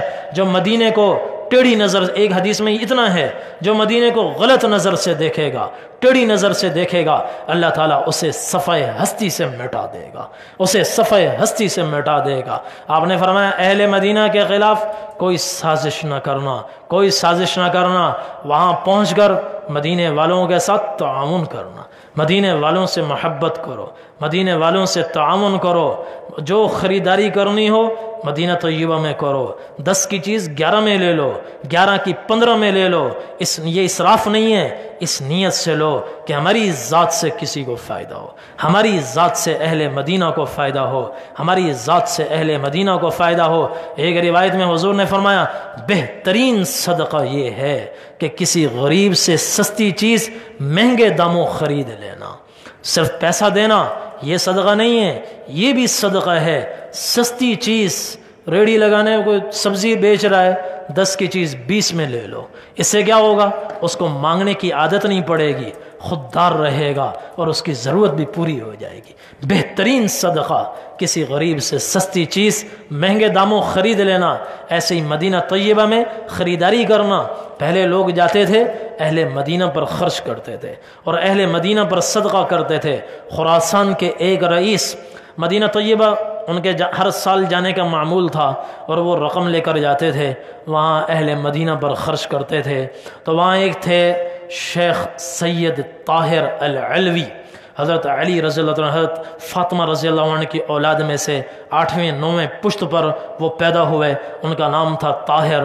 تو وہ ہر سال ان کو جا کر اشرفیاں پیش کرتے، ہدیہ پیش کرتے، اور کسی منافق نے، کم بخت نے उस रईस के कान भरे। उसने कहा आप इनको देते हो, ये तो सारा यूं पैसा उड़ा देते हैं, गुनाहों में उड़ा देते हैं, फलां जगह उड़ा देते हैं, इनको मत दो। उन्होंने कहा ठीक है, आज के बाद एक पै नहीं दूंगा। चुनाचे अगले साल आए, 1 रुपया नहीं दिया। उसके फिर अगले साल आए, फिर 1 रुपया नहीं दिया। और वो उम्मीद लगा कर बैठे हैं, वो उम्मीद लगा कर बैठे हैं कि आए हैं तो कुछ ना कुछ देंगे। तो किसी की उम्मीद लगाकर मत तोड़ो, तुम भी अल्लाह से उम्मीदें रखते हो। हज़रत आयशा रज़ी अल्लाह अन्हा पर तहमत लगी और उसमें प्रोपेगंडा इतनी ख़तरनाक चीज़ है कि बड़े बड़े लोग उसका शिकार हो जाते हैं। बदरी सहाबी हज़रत मिस्ताह रज़ी अल्लाह तआला अन्हु, वो अब्दुल्ला बिन उबई के प्रोपेगंडे का शिकार हो गए। और बदरी सहाबा वो हैं, लअल्लल्लाह यत्तलिउ अलैहिम इअमलू मा शिअतुम फइन्नकुम मग़फूरून। आपने फरमाया बदर वाले वो हैं, अल्लाह ने ऊपर से झांक कर इनको कह दिया जो मर्जी करो, तुम्हारी मग़फ़िरत हो गई, तुम्हारी जन्नत पक्की है, अब जो मर्जी करो। ये बदर वालों का मकाम है। ये लफ्ज़ किसी और के लिए नहीं है, अहले बदर के लिए है। हज़रत मिस्ताह रज़ी अल्लाह तआला अन्हु प्रोपेगंडे का शिकार हो गए और हज़रत आयशा रज़ी अल्लाह अन्हा पर तहमत लगी। फिर कुरान उतरा इन्नल्लज़ीना जाऊ बिल इफ़्कि उस्बतुम मिनकुम ला तहसबूहु शर्रन लकुम बल हुवा खैरुन लकुम। यहाँ से लेकर पूरे दो रुकू अल खबीसातु लिल खबीसीन वल खबीसूना लिल खबीसात वत्तय्यिबातु लित तय्यिबीन वत्तय्यिबूना लित तय्यिबात उलाइका मुबर्रऊना मिम्मा यक़ूलून लहुम मग़फ़िरतुन व रिज़्क़ुन करीम। हज़रत आयशा रज़ी अल्लाह अन्हा की बारात और उनकी शान में अल्लाह ताला ने पूरे 2 रुकू नाजिल फरमाए। और जब बारात नाजिल हो गई और दूध का दूध पानी का पानी हो गया, पता चल गया कि कौन सच्चा कौन झूठा, कौन खरा कौन खोटा पता चल गया। तो हज़रत अबू बकर सिद्दीक़ रज़ियल्लाहु अन्हु को बड़ा गुस्सा आया कि अब्दुल्ला बिन उबई ने तहमत लगाई, वो तो था मुनाफिक, उस पर क्या गुस्से होना। मिस्ताह ने भी तहमत लगा दी और मैं इसको हर महीने खर्चा देता हूँ। वो गरीब थे। हज़रत अबू बकर सिद्दीक़ रज़ियल्लाहु अन्हु ने खर्चा बंद कर दिया और कहा कि आज के बाद मैं कसम खाता हूँ, आज के बाद मिस्ता को 1 पै नहीं दूंगा, 1 रुपया नहीं दूंगा। फौरन जिब्राइल अलैहिस्सलाम कुरान लेकर आए, वला यअतलि उलुल फज़्लि मिनकुम वस्सअति अन युअतू उलिल कुर्बा वल मसाकीन वल मुहाजिरीन फी सबीलिल्लाह वल यअफू वल यस्फहू अला तुहिब्बून अन यग़फ़िरल्लाहु लकुम वल्लाहु गफूरुर रहीम। कि जिन लोगों को अल्लाह ने माल अता फरमाया, दौलत अता फरमाई, वो हरगिज़ ये कस्में ना खाएं कि हम करीबी रिश्तेदारों को 1 पै नहीं देंगे, मिस्कीनों को 1 पै नहीं देंगे, इन लोगों को यतीमों को का हाल नहीं पूछेंगे। का नहीं, जाने दो, वल यअफू वल यस्फहू, जाने दो, दरगुजर करो। फिर आगे फरमाया क्या तुम नहीं चाहते कि अल्लाह ताला तुम्हें माफ़ फरमाए, अल्लाह ताला तुमसे दरगुजर करे। अला तुहिब्बूना अन यग़फ़िरल्लाहु लकुम, अगर चाहते हो तो फिर तुम भी दरगुजर करो। अगर तुम चाहते हो कि 2 उम्मीदें अल्लाह से रखी अल्लाह न तोड़े, तो औरों की उम्मीदें भी मत तोड़ो। औरों की ओहो, मुझे एक बात याद आई। हज़रत गंगोही रहमतुल्लाह अलैह, रशीद अहमद गंगोही रहमतुल्लाह अलैह, वो एक जगह से चलते तो एक को मकाम आता, बीच में जूते उतारते, चलते चलते आते जूते पहनकर, और जूते उतारते और दबे पांव आगे गुजर जाते। तो उनके एक मुरीद साथ थे, उन्होंने समझा कोई इत्तेफाक है, पाँव में कोई कांटा चुभ गया होगा। जब उन्होंने कई दिन ये मुतवातिर अमल देखा तो एक दिन पूछा, हज़रत पीछे से आप जूते पहन कर आते हैं, ये हिस्सा आप बग़ैर जूतों के दबे पाँव चलते हैं, आगे जाकर फिर जूते पहन लेते हैं, इसकी क्या वजह है? तो उन्होंने फरमाया छोड़ो इसको। कहा नहीं हज़रत बता दें, कुछ हमें भी फ़ायदा हो जाएगा। फरमाया बात यह है कि यहाँ एक तवाइफ़ का घर है, अपनी जवानी में सज धज कर बैठती थी, कोठा उसका आबाद होता था।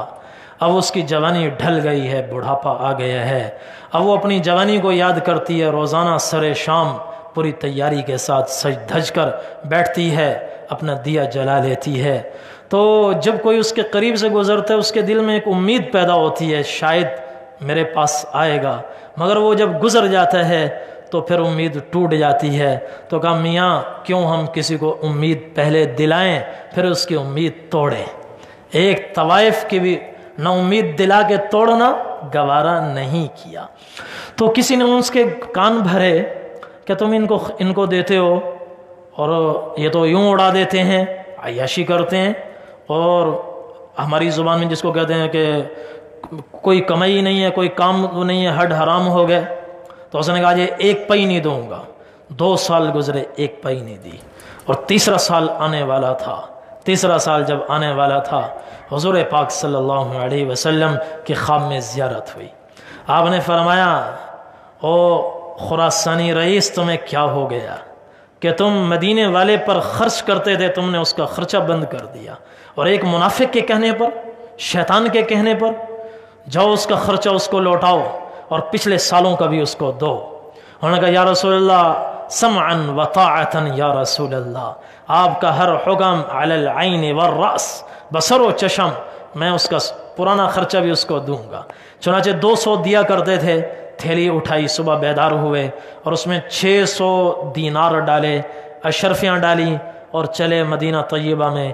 جیسے ہی اس کے دروازے پر پہنچے، دروازہ کھٹکھٹایا، اندر گئے تو وہ آگے دربار لگا ہوا تھا، وہ بیچ میں بیٹھے تھے۔ انہوں نے فوراً کہا، انہوں نے کہا بھی میرا خرچہ میرے حوالے کرو، اس سال کا بھی دو، پچھلے سال کا بھی دو، اس سے پچھلے سال کا بھی دو۔ انہوں نے کہا بھی تمہیں کیسے پتہ چلا؟ انہوں نے کہا مجھے یوں معلوم ہوا کہ جب تم 2 سال گزر گئے، پہلے سال تم چلے گئے اور 200 اشرفیاں نہیں دیں تو میری معیشت بری طرح متاثر ہوئی، میرا نان و نفقہ بری طرح متاثر ہوا۔ دوسرے سال پھر تم ایسے چلے گئے، مجھے سخت تکلیف ہوئی، اور میں اس تکلیف میں اللہ سے مانگ رہا تھا اور حضور صلی اللہ علیہ وسلم کے دربار پہ جا کر شکوہ کر رہا تھا کہ خواب میں نبی کریم صلی اللہ علیہ وسلم کی زیارت ہوئی۔ آپ نے فرمایا پریشان مت ہو، میں اس خراسانی رئیس کو تنبیہ کروں گا، وہ تمہیں پچھلے سال کا بھی دے گا، اس سے پچھلے سال کا بھی دے گا، اس سال کا بھی دے گا۔ اب جب تم میرے دروازے پر پہنچے ہو تو مجھے وہ خواب یاد آیا، میں نے کہا ضرور حضور صلی اللہ علیہ وسلم نے تمہیں تنبیہ کی ہوگی۔ حضرت شیخ الحدیث رحمۃ اللہ علیہ نے فضائل حج میں یہ واقعہ ذکر کیا۔ تو اہل مدینہ کے ساتھ اعانت ہو، اہل مدینہ کے ساتھ اعانت ہو، جو خریداری کرنی ہو وہیں کریں، کھجور کچھ مہنگی مل جائے لے لیں۔ جن لوگوں کو اللہ نے استطاعت عطا فرمائی ہے وہ وہاں زیادہ سے زیادہ خرچ کریں، یہ اہل مدینہ کا حق ہے اور حضور پاک صلی اللہ علیہ وسلم کا حق۔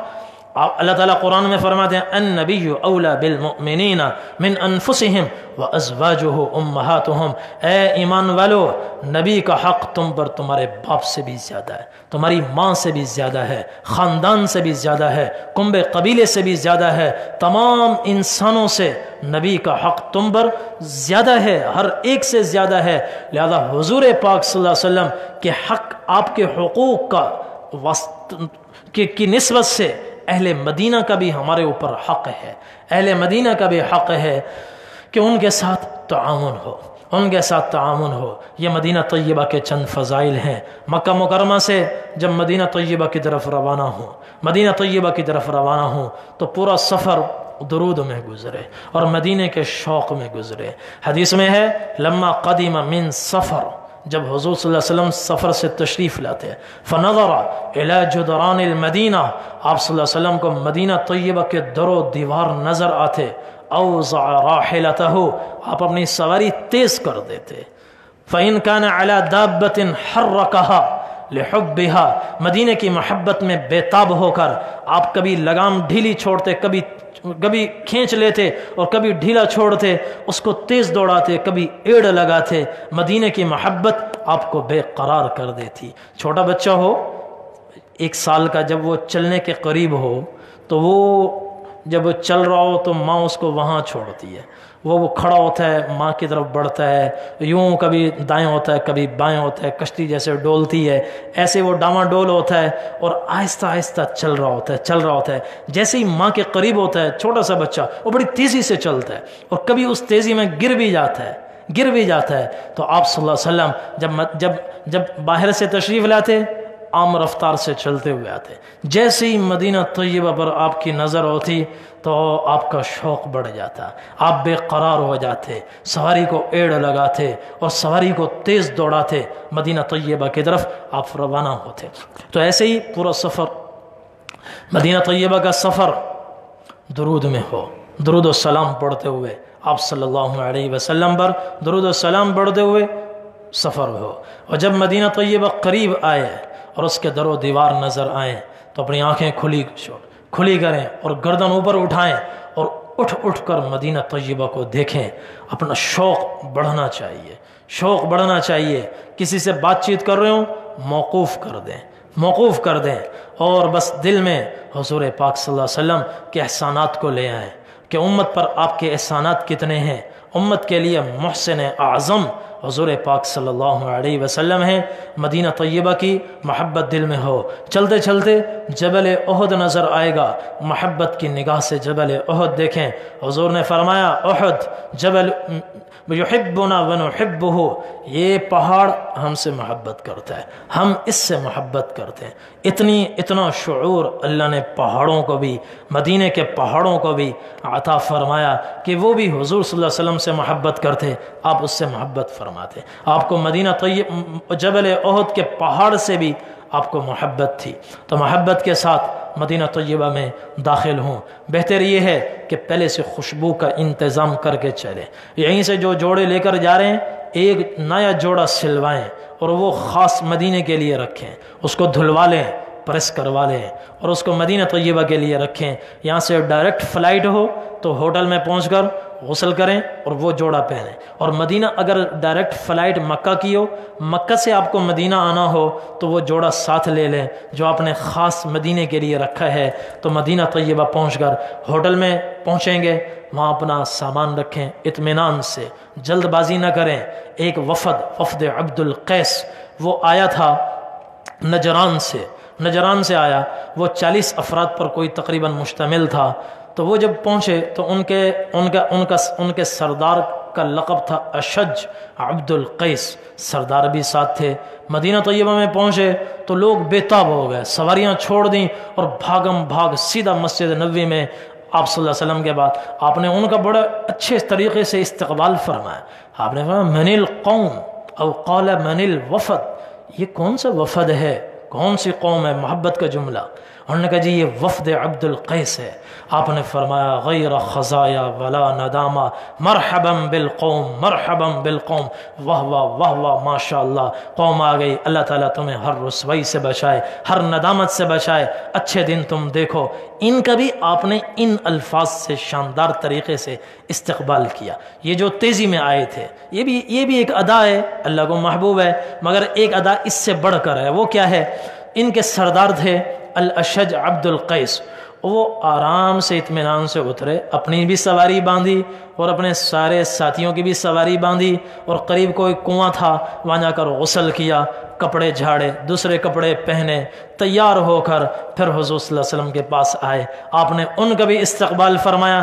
آپ نے فرمایا تمہاری بردباری خصلت، حلم اور بردباری ایسی خصلت ہے جو اللہ تعالیٰ کو بڑی پسند ہے، اس کو آپ نے زیادہ پسند فرمایا۔ اس لیے ہوٹل میں چلے جائیں، غسل کریں اطمینان سے، نئے کپڑے پہنیں، خوشبو لگائیں، پھر مسجد نبوی کی زیارت کے لیے آپ تشریف لائیں۔ یہ مسجد نبوی ہے۔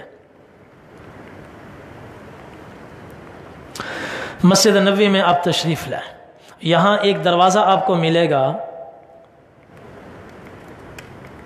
باب جبرائیل۔ یہ باب جبرائیل کون سا ہے؟ یہ دروازہ باب السلام، جہاں سے پہلا گیٹ نمبر 1 باب السلام ہے، یہاں یہ باب السلام ہے، اور ادھر کا دروازہ باب البقی ہے، 41 نمبر ہے۔ اس کے ساتھ ہی ایک دروازہ ہے باب الرحمہ، اس کے بعد ایک دروازہ ہے باب جبرائیل، غالباً 39 نمبر ہے۔ تو یہ 1 نمبر ادھر ہے، ادھر سے یہ یوں چلتے ہوئے چاروں طرف سے 41 یہاں آتا ہے، تو باب جبرائیل ادھر پڑے گا۔ اس دروازے کو آپ دیکھیں، اس کے بالمقابل وہ دروازہ ہے، تو اس کے ساتھ ہی باب جبرائیل.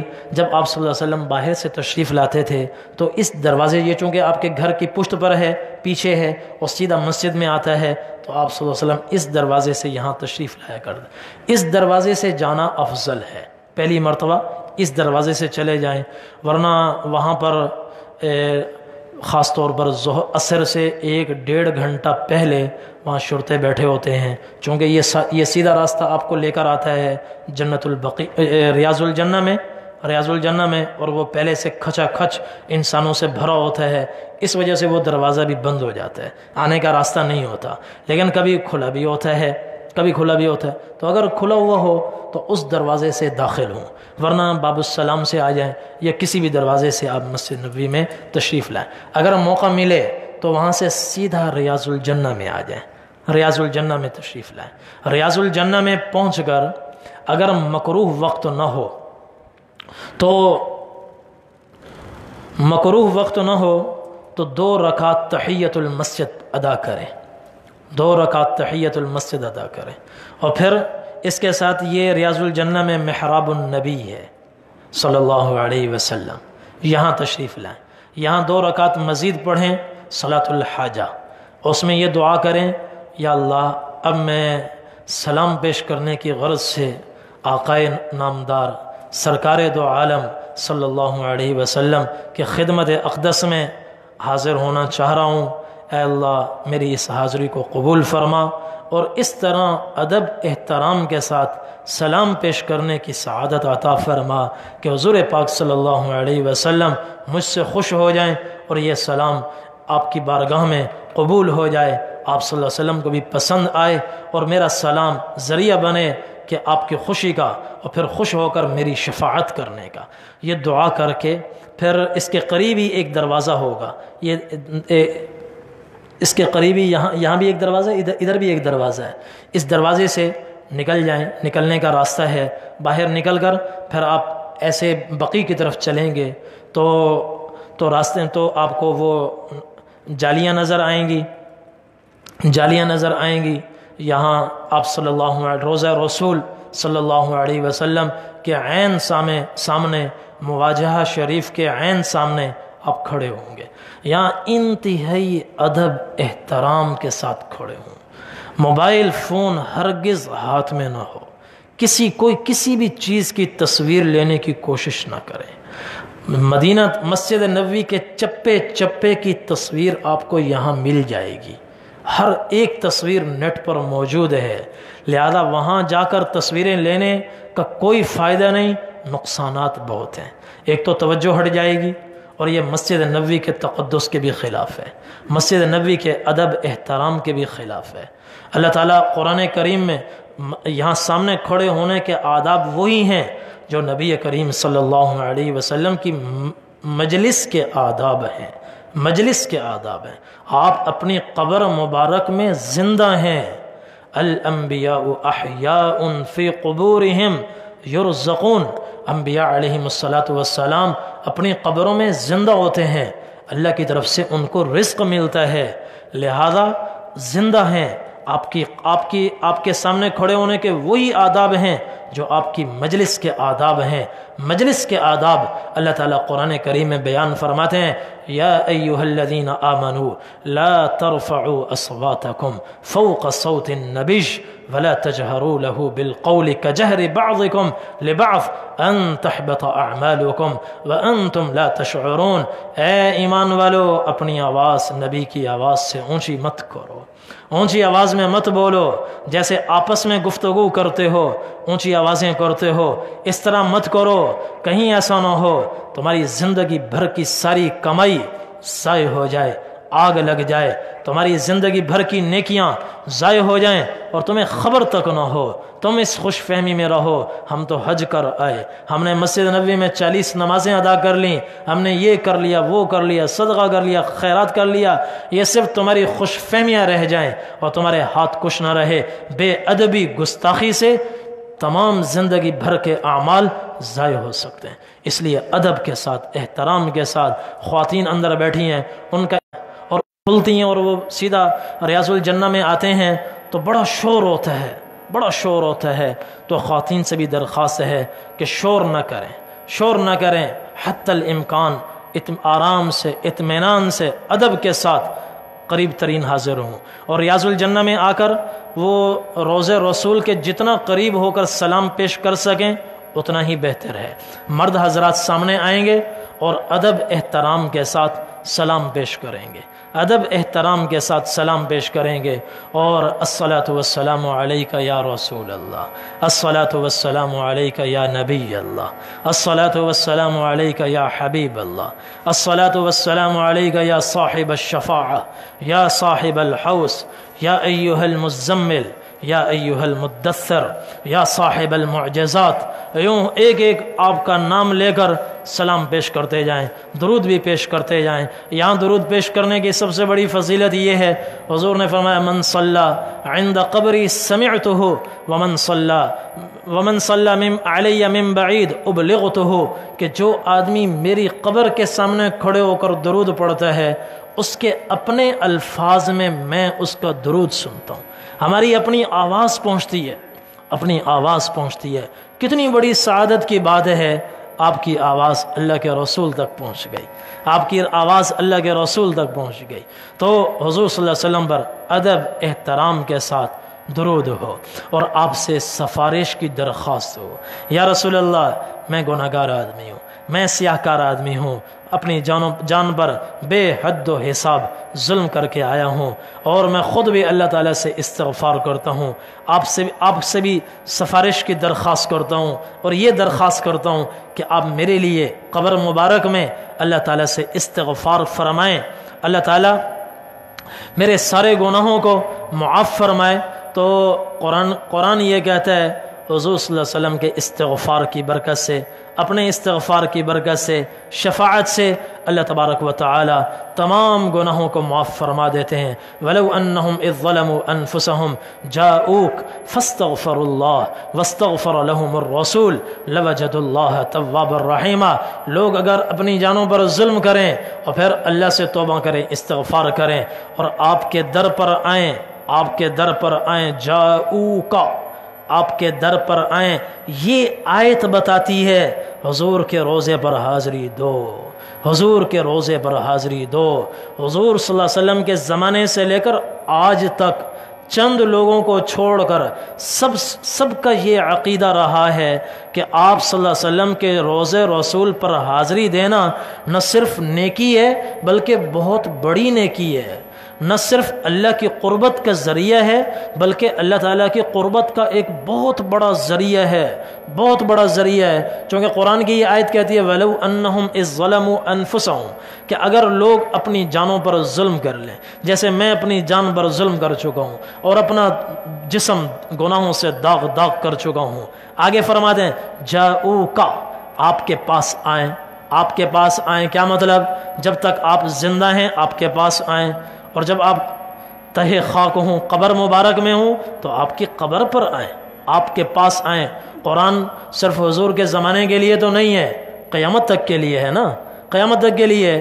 اگر جاؤ کا اس کا مطلب یہ نکالا جائے حضور کی زندگی میں حضور کے پاس آئیں، تو اس کا مطلب یہ ہے کہ یہ آیت حضور کے دنیا کے جانے کے بعد ختم ہو گئی، بس ختم ہو گئی۔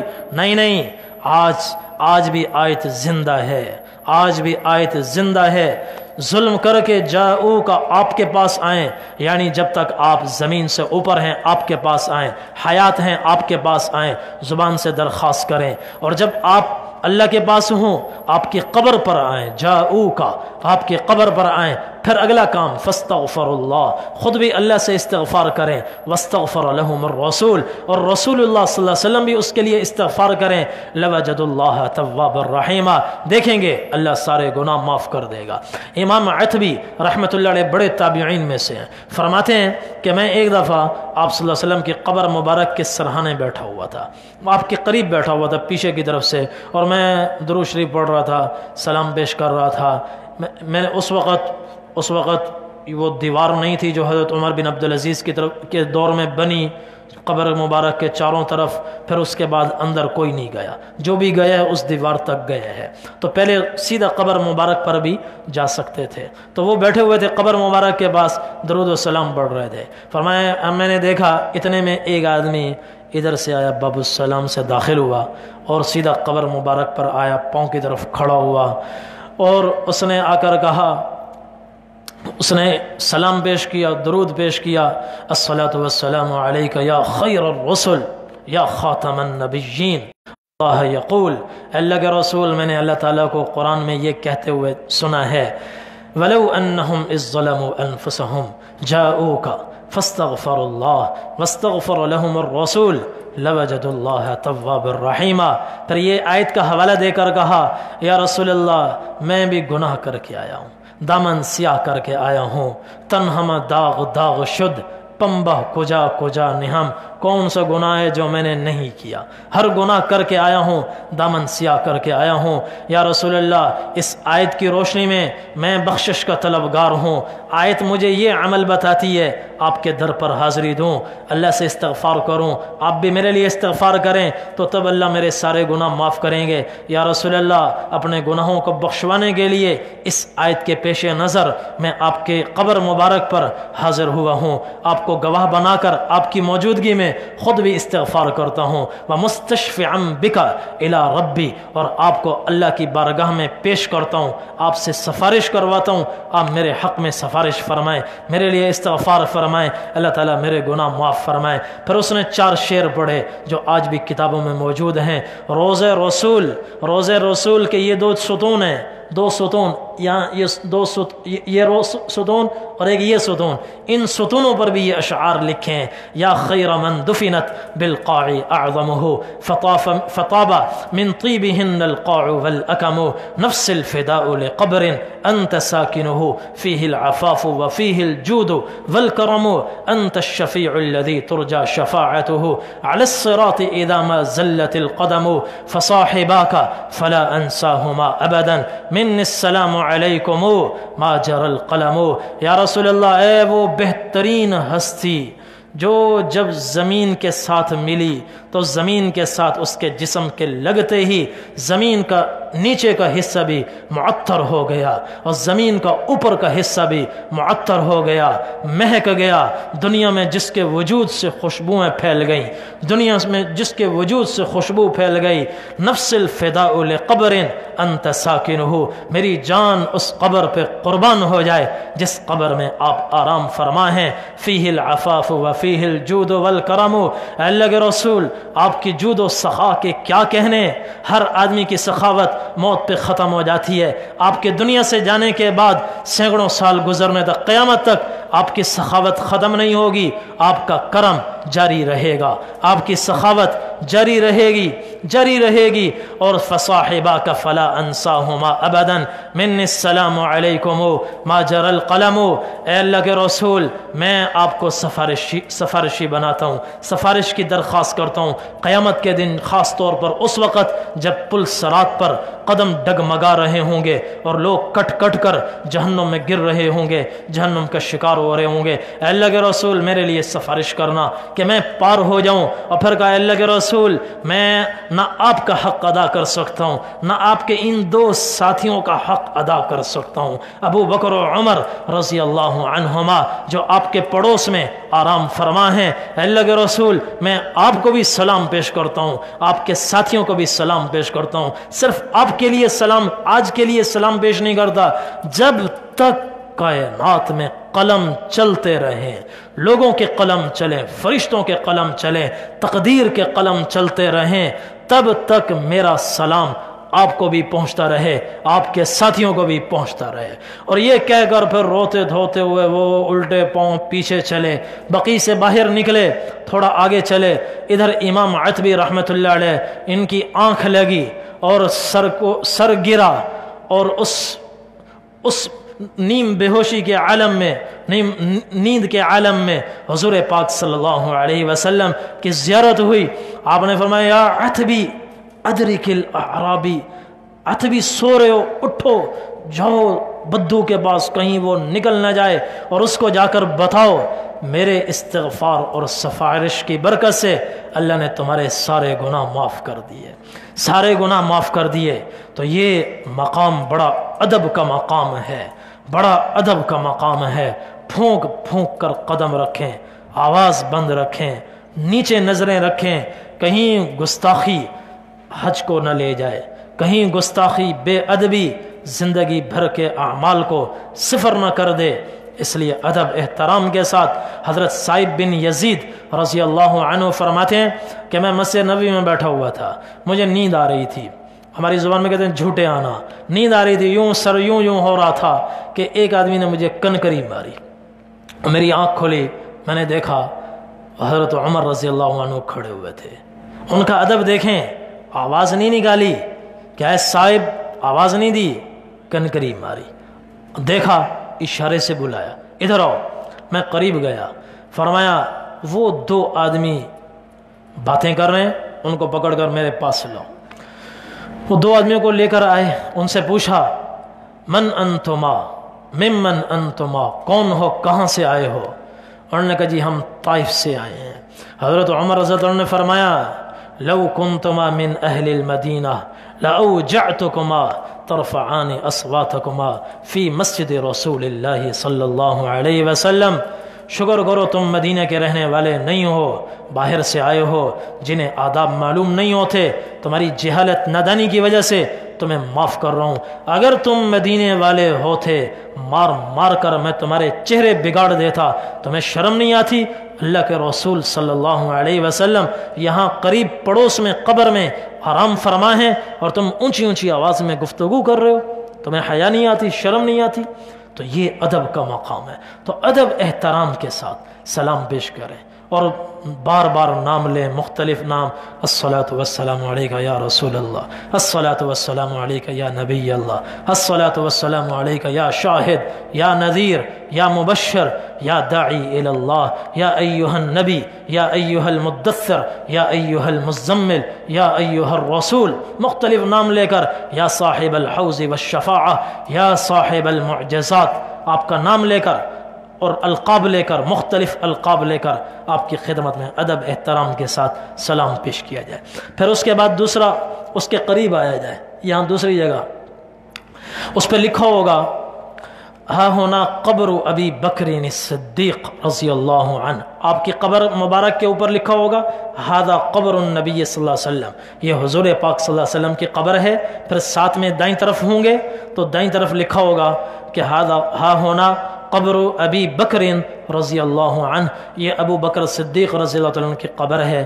اس کے سامنے بھی ادب احترام کے ساتھ کھڑے ہوں، ان کو سلام پیش کریں، السلام علیکہ یا خلیفۃ رسول اللہ، الصلاۃ والسلام علیکہ یا ابا بکر الصدیق، الصلاۃ والسلام علیکہ یا ثانی اثنین اذ ہما فی الغار، غار میں دو میں سے ایک ہے، آپ کو بھی میرا سلام ہو، ان کو سلام پیش کریں۔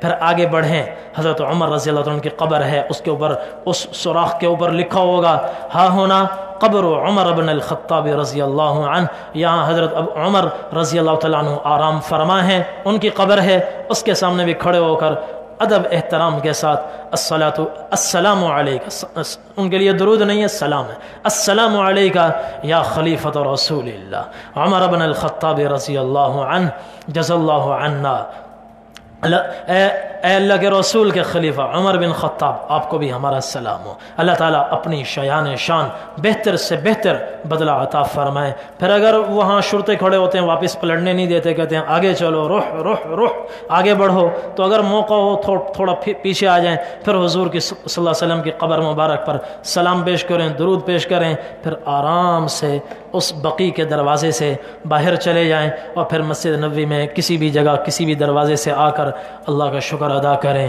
کہ اللہ تعالیٰ نے سلام پیش کرنے کی سعادت عطا فرمائی۔ یہ مسجد نبوی کے چند آداب ہیں، چند فضائل ہیں۔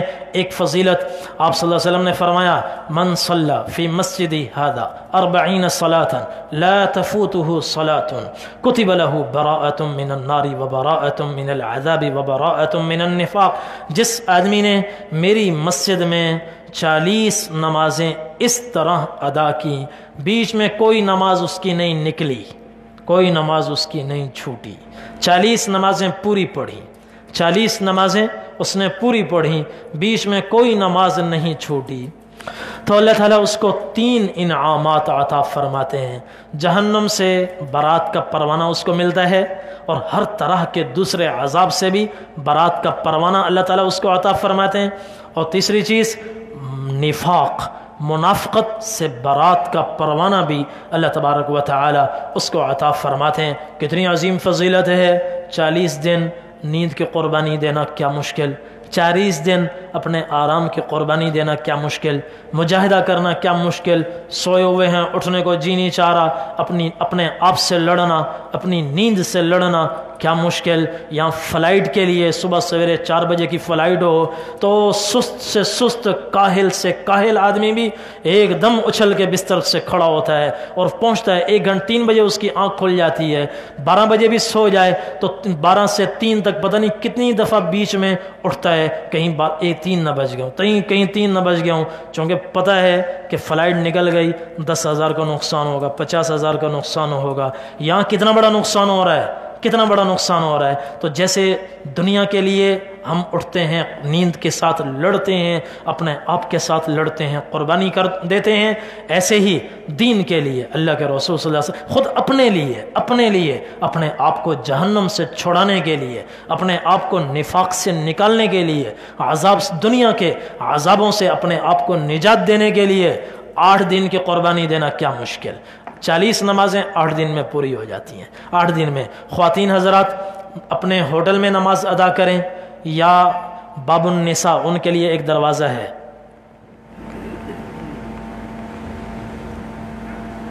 یہ ایک دروازہ ہے باب النساء، کہاں گیا،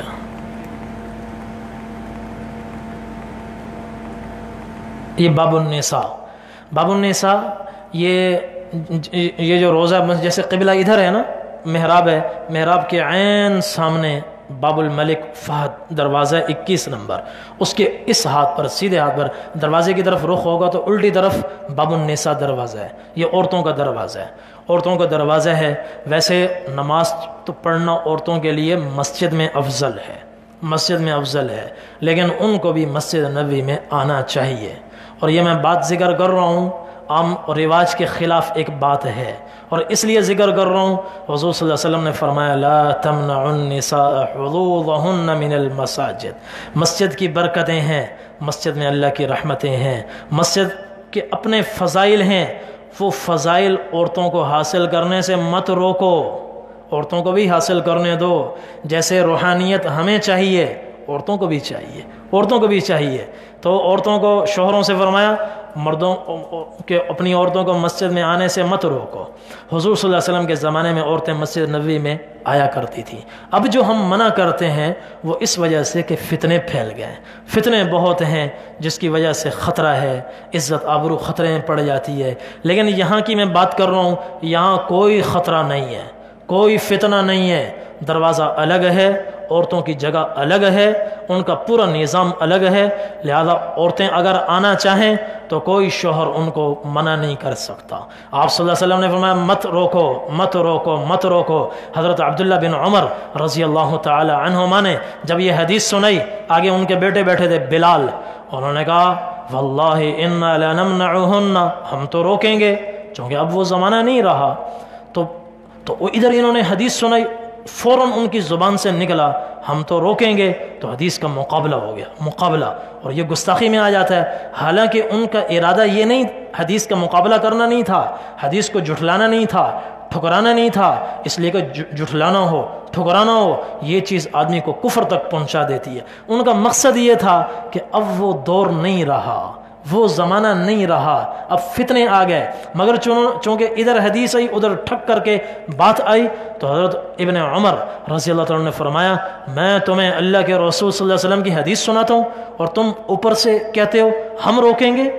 راوی نافع فرماتے ہیں اس وقت حضرت ابن عمر عبداللہ بن عمر رضی اللہ تعالیٰ نے بیٹے کو ایسا سخت جملہ ارشاد فرماتے ہیں وہ میں نے پوری زندگی میں ان کی زبان سے نہیں سنا۔ اور پھر کہا میری نظروں سے دور ہو جاؤ، آج کے بعد تم سے بات نہیں کروں گا۔ چنانچہ موت تک اپنے بیٹے سے بات نہیں کی، اور یہ بات نہ کرنا چونکہ اللہ کے لیے ہے.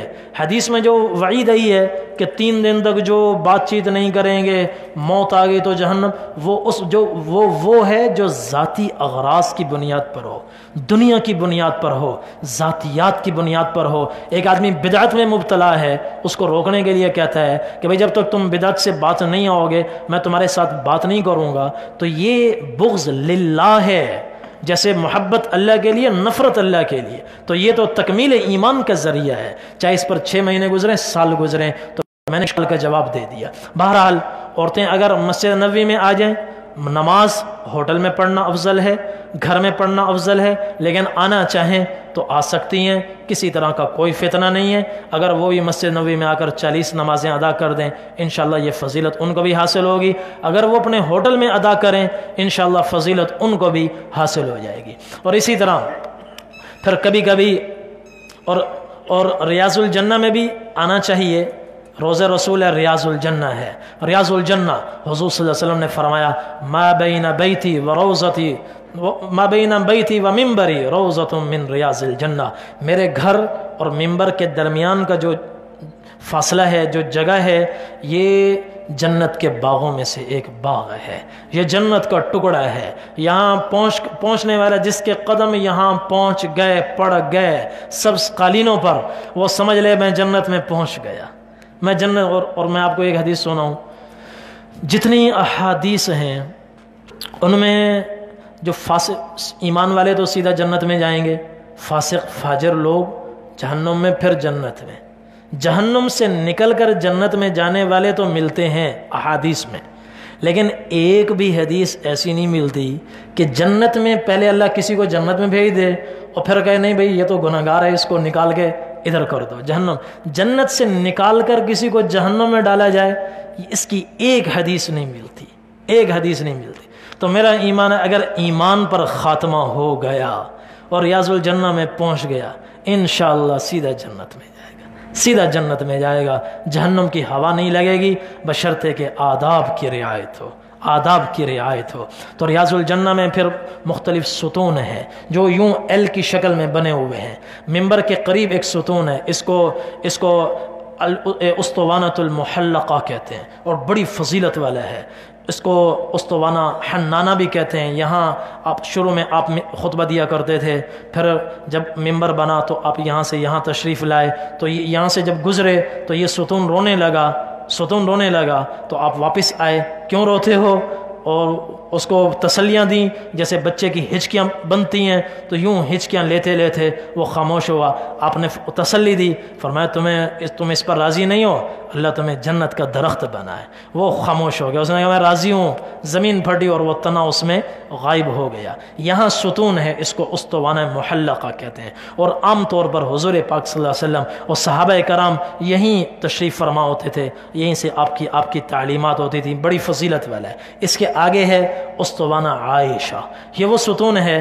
ایک دفعہ آپ نے فرمایا، حضرت عائشہ آپ نے فرمایا کہ مسجد نبوی میں ایک جگہ ایسی ہے کہ وہاں اللہ تعالیٰ ہر دعائیں قبول فرماتے ہیں، وہ آدمی جنت میں چلا جاتا ہے. بڑی اس کی فضیلت ہے.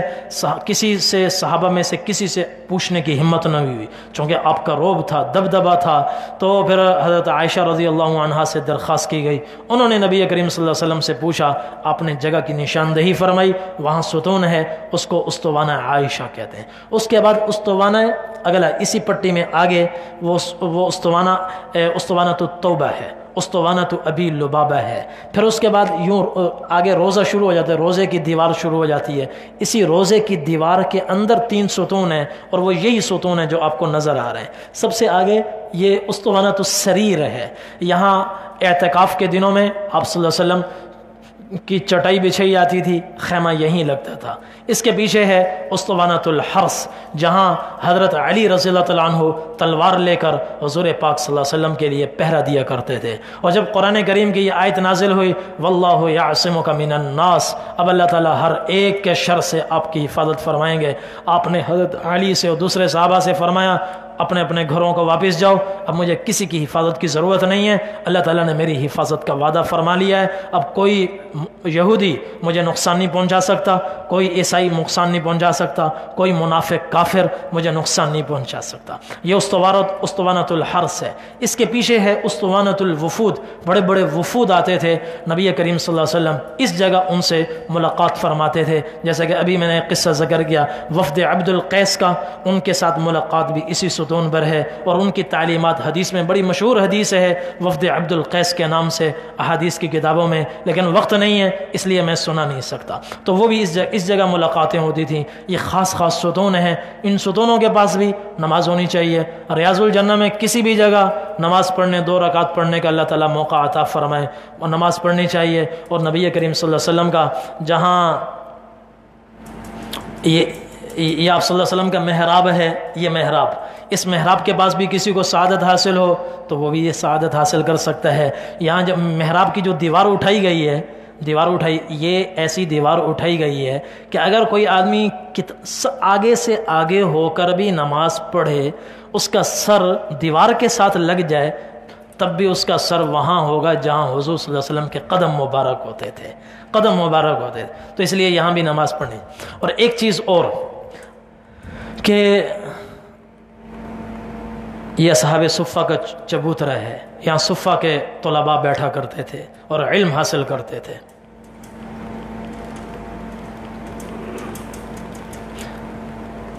آگے پیچھے کا پتہ نہیں چلتا۔ یہ جنت البقیع ہے، جنت البقیع۔ روزانہ کسی وقت میں یہاں کی بھی حاضری ہو جائے، یہاں بڑے بڑے صحابہ مدفون ہیں، حضرت عثمان رضی اللہ تعالیٰ عنہ اور ہزاروں صحابہ ہیں، 10,000 سے زائد صحابہ ہیں، دو ازواج مطہرات کے علاوہ حضرت خدیجہ اور حضرت میمونہ رضی اللہ عنہا کے علاوہ باقی تمام ازواج مطہرات اسی میں مدفون ہیں، اور بڑے بڑے تابعین، تبع تابعین، اور 1400 سال کے چوٹی کے قطب، اقطاب، اولیاء، ابدال، وہ سب کے سب یہاں مدفون ہیں۔ اور جانے کے بعد اللہ تعالیٰ بڑے قدرداں ہیں، جانے کے بعد اللہ تعالیٰ ان کی زندگی بھر کی نیکیوں کے صلے میں ان کی قبر پر بھی اپنی کروڑوں رحمتیں نازل فرماتے رہتے ہیں۔ تو اتنے 10,000 سے زائد صحابہ ہیں، ازواج امت کی مائیں یہاں سوئی ہوئی ہیں، تابعین سوئے ہوئے ہیں، اور 1400 سال کا امت کا جوہر وہ یہاں سویا ہوا ہے۔ کتنی اللہ کی رحمتیں ہوں گی، کتنی رحمتیں ہوں گی۔ تو وہاں جا کر سلام پیش کرنا چاہیے، السلام علیکم یا اہل البقیع یغفر اللہ لکم ونحن بکم لاحقون انتم سلفنا ونحن بالاثر وانا انشاء اللہ بکم لاحقون۔ یہ قبرستان جانے کی حضور پاک صلی اللہ علیہ وسلم کی دعا تھی، یہ دعا پڑھنی چاہیے، یا کم از کم اردو میں کہہ دیں کہ آپ کو ہمارا سلام ہو، آپ کو ہمارا سلام ہو، اور وہاں اللہ تعالیٰ سے دعائیں کرنی چاہیے۔ بت پرستی میں مبتلا نہ ہوں، قبر پرستی میں مبتلا نہ ہوں، کسی کو چومے نہیں، چومنا حجر اسود کی خصوصیت ہے، اس کو چومیں۔ طواف بیت اللہ کی خصوصیت ہے، اس کے گرد چکر لگائیں، نہ کسی قبر کے گرد گھومیں، نہ اس کو ذاتی طور پر نافع سمجھیں اور زار سمجھیں۔ نفع دینے والی بھی اللہ تعالیٰ کی ذات، نقصان پہنچانے والی بھی اللہ تعالیٰ کی ذات۔ اور اسی طرح کبھی جبل احد، ابھی میں نے سنایا، آپ نے فرمایا یہ احد پہاڑ ہم سے محبت کرتا ہے، ہم اس سے محبت کرتے ہیں۔ پھر اس کے یہ جو احاطہ نظر آ رہا ہے جبل احد کے احاطے میں، یہاں 70 صحابہ مدفون ہیں جو احد کے میدان میں شہید ہوئے، شہدائے احد، اور رئیس الشہداء حضرت حمزہ رضی اللہ تعالی عنہ بھی یہاں مدفون ہیں، یہاں مدفون ہیں۔ حضور پاک صلی اللہ علیہ وسلم کے محبوب ترین چچا یہاں مدفون ہیں، اور اتنے بڑے ہیں۔ حضرت حمزہ رضی اللہ عنہ آپ کے محبوب ترین چچا ہیں۔ تو علماء نے لکھا ہے کہ کسی بھی دن جا سکتے ہیں، کوشش ہونی چاہیے کہ جمعرات کو چلے جائیں، اور جمعرات کی وجہ کسی حدیث کی وجہ سے نہیں، اس وجہ سے کہ پیر جمعرات کو اعمال حضور صلی اللہ علیہ وسلم کی خدمت میں پیش ہوتے ہیں۔ تو جمعرات کو پیش ہوگا تو آپ کو خوشی ہوگی کہ اچھا فلاں آدمی میرے چچا کی قبر کے پاس کھڑا ہوا ہے، آج میرے چچا سے ملاقات کر کے آ رہا ہے، تو حضور کو خوشی ہوگی۔ تو اس وجہ سے یہاں پر بھی آنا چاہیے، یہاں بھی اللہ تعالیٰ سے دعائیں کرنی چاہیے، ان کے وسیلے سے بھی دعا کر سکتے ہیں۔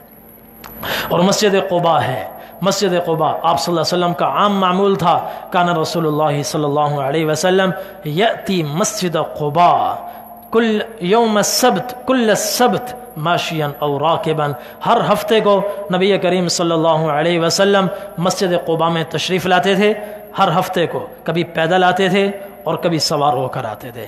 مسجد نبوی کے گیٹ نمبر 6 کے سامنے ایک سڑک جا رہی ہے، ایک سڑک جا رہی ہے، وہ سیدھی مسجد قباء جاتی ہے، تو 25 منٹ لگتے ہیں پیدل، 25۔ اور اگر کوئی گاڑی کے ذریعے سے جائے گا، اب گاڑی کے ذریعے سے جائے گا تو 5 ریال، ٹیکسی کروائے گا تو 50 ریال، پیدل جانا چاہے 25 منٹ میں انشاءاللہ مسجد قباء پہنچ جائیں گے۔ وہاں کی فضیلت کیا ہے؟ مسجد نبوی میں جب مسجد قباء میں پہنچتا ہے تو فضیلت لکھی ہوئی نظر آتی ہے کہ من تطہر فی بیتہ ثم اتی مسجد قباء فصلی فیہ رکعتین کان لہ کاجر العمرہ، کہ جو آدمی مسجد قباء گھر سے وضو کرے پھر مسجد قباء میں آئے، گھر میں وضو کرے مسجد قباء میں آئے، آتے ہوئے پہلے سے وضو کر کے آئیں، وضو کر کے مسجد قباء پہنچے، یہاں آ کر 2 رکعت بھی نماز پڑھ لے، اللہ تبارک و تعالی اس کو عمرے کے برابر اجر و ثواب عطا فرماتے ہیں، عمرے کے برابر اجر و ثواب عطا فرماتے ہیں۔ تو یہ چند فضائل ہیں اور یہ چند آداب ہیں، اور اسی طرح روزانہ مسجد آپ صلی اللہ علیہ وسلم کے روضہ اقدس پر حاضری ہونی چاہیے، اور جب آپ کا گنبد خضرا نظر آئے اس کو دیکھ کر اپنا درود تیز کر دینا چاہیے۔ مدینہ طیبہ میں ذکر اذکار کی کثرت ہو اور ان میں درود شریف کی سب سے زیادہ کثرت ہو، کوشش کریں کہ کم از کم 70,000 مرتبہ درود شریف ہو جائے، اور اس دوران مدینہ طیبہ کی حاضری کے دوران ایام میں ایک قرآن کریم بھی ختم ہو جائے۔ اللہ تبارک و تعالی ہم سب کو توفیق عمل نصیب فرمائے۔ وآخر دعوانا الحمدللہ رب العالمین۔ کسی کو کوئی سوال ہو تو پوچھ سکتا ہے، ابھی دعا کرتے ہیں۔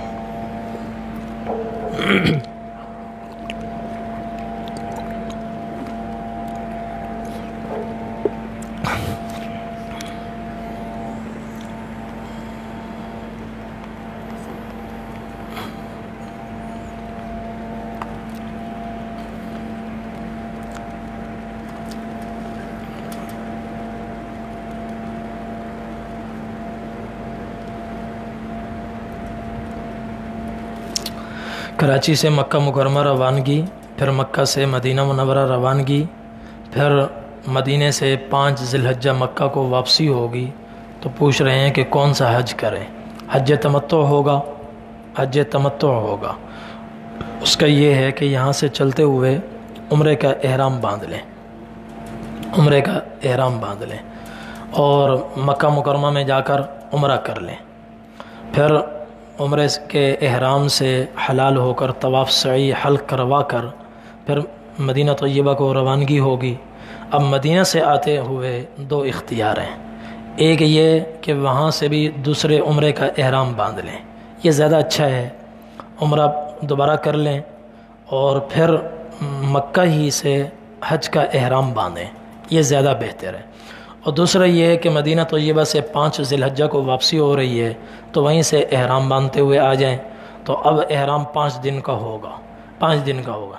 زیادہ بہتر صورت پہلی ہے، چونکہ متمتع کے لیے متمتع آدمی وہ ہے جس کا عمرہ آفاقی ہو، آفاق سے ہو، گھر سے، اور حج اس کا حرم سے ہو، حج حرم سے۔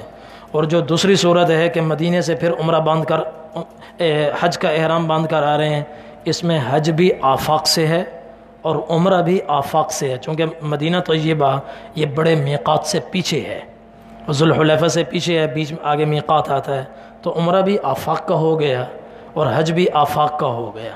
اور جبکہ تمتع کے لیے یہ ہے کہ عمرہ آفاق سے ہو، حج حرم سے ہو، تو اس لیے بہتر صورت یہ ہے کہ مکہ مکرمہ سے جب مدینہ طیبہ روانگی ہو رہی ہے تو مدینہ سے واپس آتے ہوئے ذوالحلیفہ سے عمرے کا احرام باندھ لیں، اور 5 کو آ کر عمرہ کریں، پھر حلال ہو جائیں، پھر 8 کو دوبارہ حج کا احرام باندھ لیں۔ اللهم لك الحمد كما أنت أهله فصل على محمد كما أنت أهله وفعل بنا ما أنت أهله فإنك أنت أهل التقوى وأهل المغفرة. ربنا آتنا في الدنيا حسنة وفي الآخرة حسنة وقنا عذاب النار. ربنا ظلمنا أنفسنا وإن لم تغفر لنا وترحمنا لنكونن من الخاسرين. ربنا ظلمنا أنفسنا وإن لم تغفر لنا وترحمنا لنكونن من الخاسرين. وإن لم تغفر لنا وترحمنا لنكونن من الخاسرين.